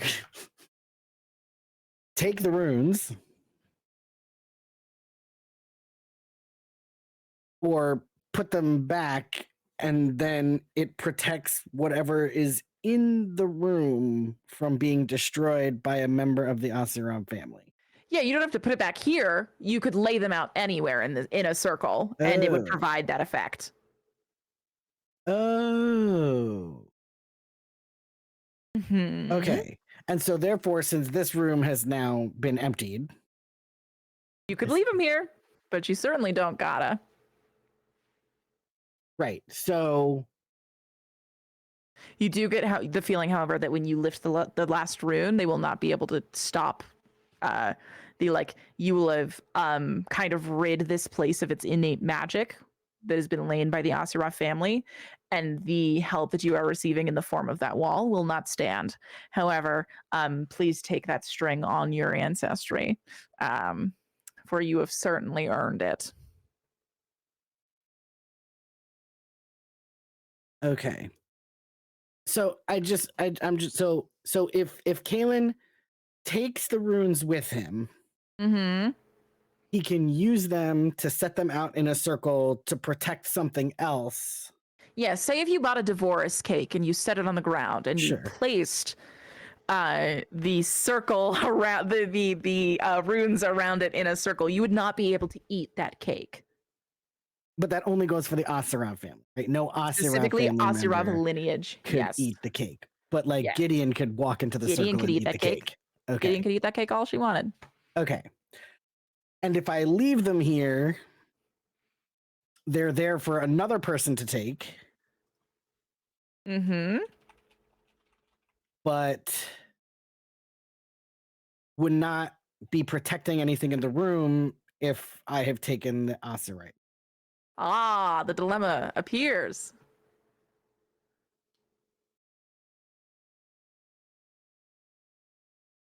Well, because if I place him in the room, then I can't take the Osurite stone.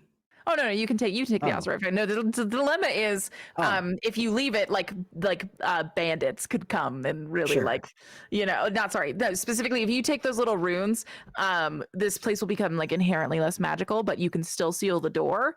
Okay. However, like breaking in from the ceiling would be easier, right? You're kind of losing some of the inherent magic of the place. That would be the most at risk this place would be.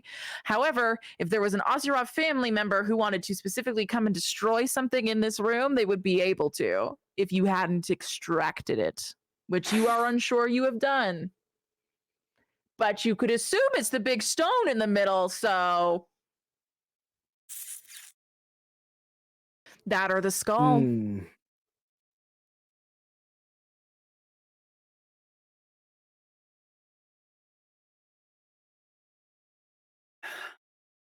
And is there anything like...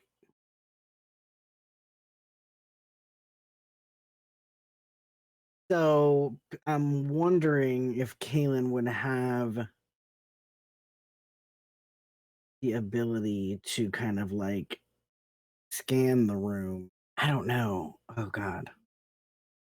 You're pretty sure it's either the stone or the skull That need to be... that was like that were specifically protected here. Yes. And I have the stone with me, and I have already touched the skull. This is so true. But I don't know that the skull potentially could be destroyed, in which case perhaps my tattoo would leave. Sure. You should give it to Anpara. He'd keep it safe. You Or do get realize you are, however, beginning to realize that the longer that you hold your wall up, this is taking an amount of magic you are unfamiliar with to the extent Sure. you feel that like the longer you hold on to it, the more drained you will become. Okay.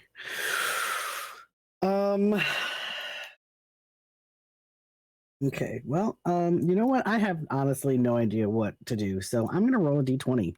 And Oh my God. 1 through 10, I'm gonna leave the runes, and 11 through 20, I'm going to take them. All right, I'm leaving the runes.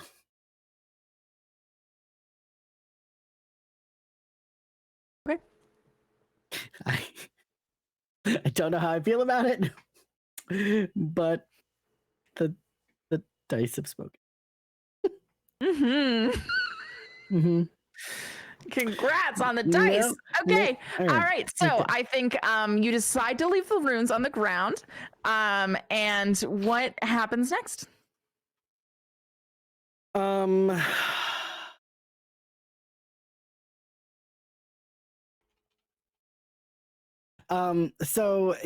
he'll leave the runes on the ground to protect the room again from it, but then he's protecting them from an Osurov family member. Why would an Osurov family member? Anyway, that is the core concern for Kaylin at this point, I would say. Like, why is something in here being protected against the people who put it here in the first place? Right. And also, why am I able to move these stones around if it's why meant are you able to move it around? Okay. He's going to leave them and hope that there's enough magic left to be able to protect the room. And as he places the last stone, I think the circle starts to kind of glow again, and the wall dissipates. All right. So can I have a little fun, cool thing with the dissipating wall before you get the chance to whisk it away so cleanly from me? Yeah. I think that Gideon, you're standing on the outside of this room with Ozzel, and this is the first time you've seen her like truly bemused. as she's standing in front of this wall. And you watch as one of her hands goes to sit on the strings of her lyre. And you watch as with her other hand, she reaches out and plucks on one of the staves. Like it's a string. And you hear this like ancient thrumming of magic emit as the sounded result. And you see her like that bemusement turn into like a grin as she then like plays up and down a small portion of this wall. You can tell that the magic is kind of moving with her hand. You can ascertain that she does have some control over this, even though it is not hers. But then after a small moment, she pulls her hand back away and just leans against the wall across for you and just says, "Darn."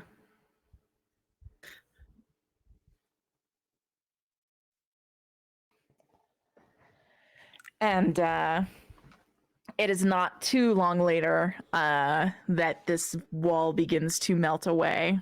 Kaylin, I will let you set the scene from there. What do they see? The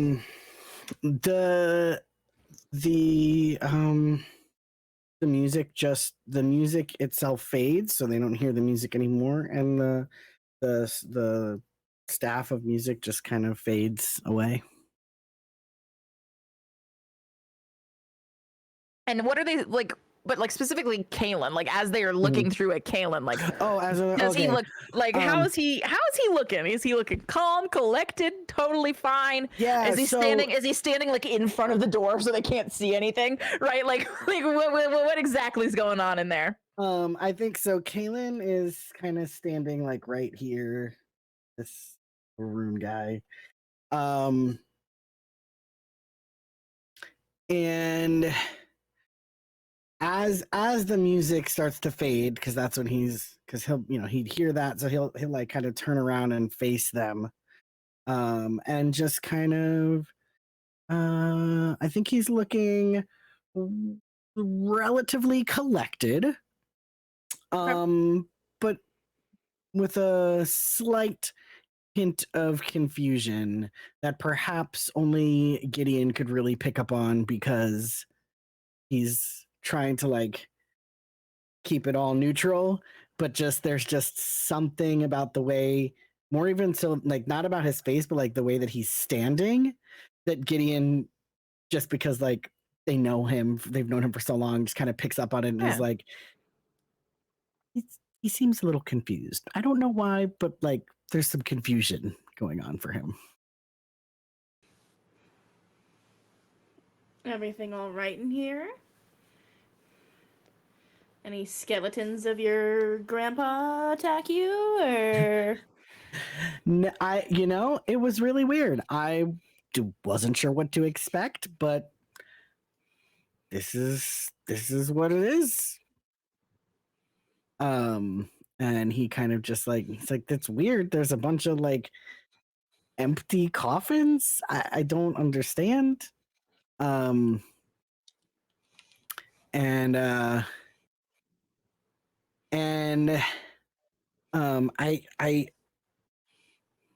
then so I think he's trying to like out loud say like, yeah, there's a bunch of like empty coffins or whatever, but then trying to just get to Gideon will kind of be like, and like he'll really subtly move his arm and be like, look, right, like to show you the little tattoo, and be like, and then there was like a special gem in here too. I'll have to show you later.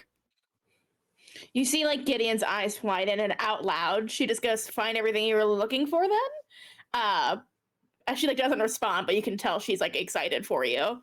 She looks at your sick tattoo and you're like, plunder. Yeah. I mean, I wasn't really sure what I was gonna find, but it certainly was interesting, to say the least. Did you find something interesting enough to act as a gift for Current to give on Para? Poor thing, so knocked out. Not a gift to share. We've had a bit of a bust so far looking for items. Certainly, you can feel free to look around. Yes, respectfully, is there like 2 objects worth plundering your ancestors' tombs for that you won't be like mad at me? Is there anything cool I can take from these graves for me and Current? Mostly Current. I need Current. I don't want Current to be without a present. Gideon like looks in one of like the open, empty tombs and is like, "Cool, they're empty." Okay. Normal. There are. He's trying to like because he knows Oslo's there to be like, well, there's runes around here, and he'll say that out loud. Yeah. He'll say there's runes around here. That could work. A collection of Asarov runes. I do think he would like that. What of the skull behind you? A skull? Of a dragon. Yeah. I see that I was planning to take with me. But I think the runes are nice. I'm gonna mount above your bed, Kaelin. Yeah. Are you kidding? Oh my god. Who wouldn't want a dragon skull mounted above their bed? Hello? But there are plenty of runes. And I think that they would be a very nice gift. Don't you, Ozzel? Oh, sure. We can split it up between the two and then you can give it in halves. Or we can find something else on our way out. Either way, I'm sure that'd work perfectly. It's up to you, Kaelin. I'm not gonna take stuff from your family's grave in front of you unless you're cool with it, to be quite honest with you. So Kaelin, we it's can what you're find something else. comfortable with. Well, You want the runes to stay. I certainly don't want you and Current to show up without proper gift for Para.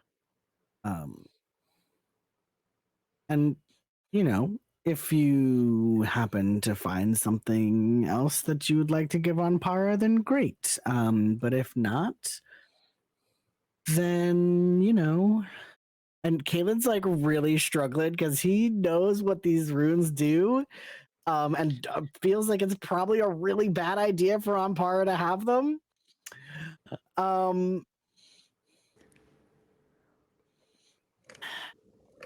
But he also is like really struggling because he doesn't want to let Gideon and Current down, and he wants to make sure that they have something to give to Ampara. And so, yeah, I think his plan is to tell Gideon that, yeah, like it's fine, take the runes, and then he'll follow up with Gideon later and discuss more about that. Sure. Yeah. Okay. Yeah, if you tell Gideon it's okay to take the runes, only then will Gideon take them. But they're kind of like looking at Kaelin as he seems clearly off put, as they're like, so I think you're so. Sure. So it's like when someone tells you that you can have the last slice of pizza, you're like, it's like, so Kaelin will be like, yeah, I'm sure, and then just like telepathically to Gideon and say, just don't give all of them to Ampara. Because I think in his mind, if Ampara has a couple of them, then it's okay because it's not all of them, so he can't complete the full circle, right? And so he'll kind of like say like, don't give them all to Ampara. I'll explain. Gideon nods and like takes the runes and kind of like looks at them over and goes, all right, we'll take these, but if there's anywhere, pretty or cool on the way back, we can stop by for like variety for gift shopping. I'm also down. If that sounds fun to you, Ozzel. I'll take you shopping whenever you'd like, Gideon. That Don't sounds allow me to be a fun. third wheel. Oh, Kaylin, you can come along too. Don't you worry. Do you need help carrying that skull? I think would he have a magic powerful? Like, could he like magic the skull up and like carry it?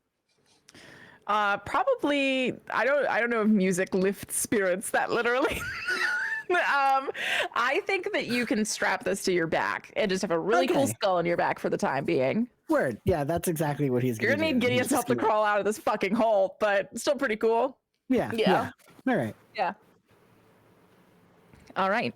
So, you take a few seconds. Like that's gonna have to be the whole thing. It's like rope, and then you tie it up around a bunch. Ozzel will help you if you so wish. But I think after that, there's like this kind of final moment as you're looking around. Like this is your last time to take or leave or breathe in this moment before you leave it. So what are the last things you do?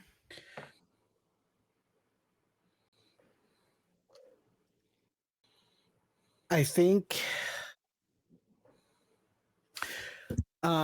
he just kind of closes his eyes to center himself and really like attune himself to the room. Mm-hmm. And he just kind of like thinks to himself, and he's like, if there's anybody there who's going to tell me that I've missed something, or that I if there's anybody there to communicate more with me about this room of something that I might have missed, please let me know now. Well, it sounds like you kind of like ask this question, and I think much of this room has gone quiet now in response to you and the response to others. But it is not a disapproving quiet. It is the quiet of like, the job has been done. Okay. Cool. Okay. So as the three of you, are you guys doing or saying anything else before you head back up the tree? Final ask. Okay. So as you all approach the tree from which you entered, back towards the top of this place, Gideon, because you're not being rushed by Ozzel, you actually see now to the other side this beautiful statue of Meter. First statue of Meter you've ever seen. And it captures her likeness beautifully.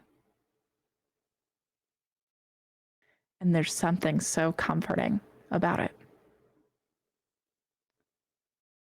And you watch as Ozzel goes, oh. And she turns to the statue, and it is quick. She just pulls the lyre out, swings it once, and in the blade arc she swings, this beam of pink light shoots out as a sharp blade and collides with the statue, severing Meter's head from its form and toppling to the ground. Ozzel walks over, picks it up, and hands it to you, Gideon, and goes, Ampara would love this. And that's where we're going to end tonight's episode. This is a horror movie. What just happened?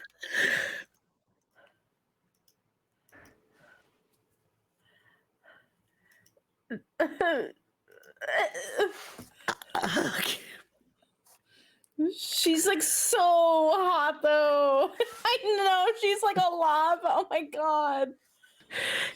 Exactly. Oh man, what a Wow. pleasant little episode. I think since so many players are missing though, what I want to go ahead and experiment with is normally like when you're playing at home, now would be the point in which you would do the XP review, right? You would ask all those questions. I want to go ahead and contend with next week doing it after recaps.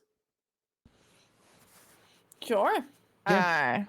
So we can even if we do it in between the session, we can walk everyone through what we thought and what we decided to do, because I want to hear what people are saying as they're leveling up, right? What what they're picking and what they're doing. So I think we all do it at the top. It'll be a nice little intro. Yeah. I think I did level up. I did it. Yes. Well, I'm very excited. Yes, we'll fill everyone in on like what leveling up looks like next week and stuff. I've been your game master, Katie May, Katie Game Master, whatever we're gonna say.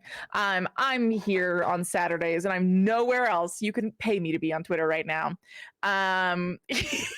So if you want to go somewhere, it's here at the Discord. See you there. Please, oh boy. So yeah, no, just I'm really excited. I'm 2023. My theme is being in community, and so as a part of that, I have some really cool things planned for the D2D Discord coming up, which I'm very, very excited to.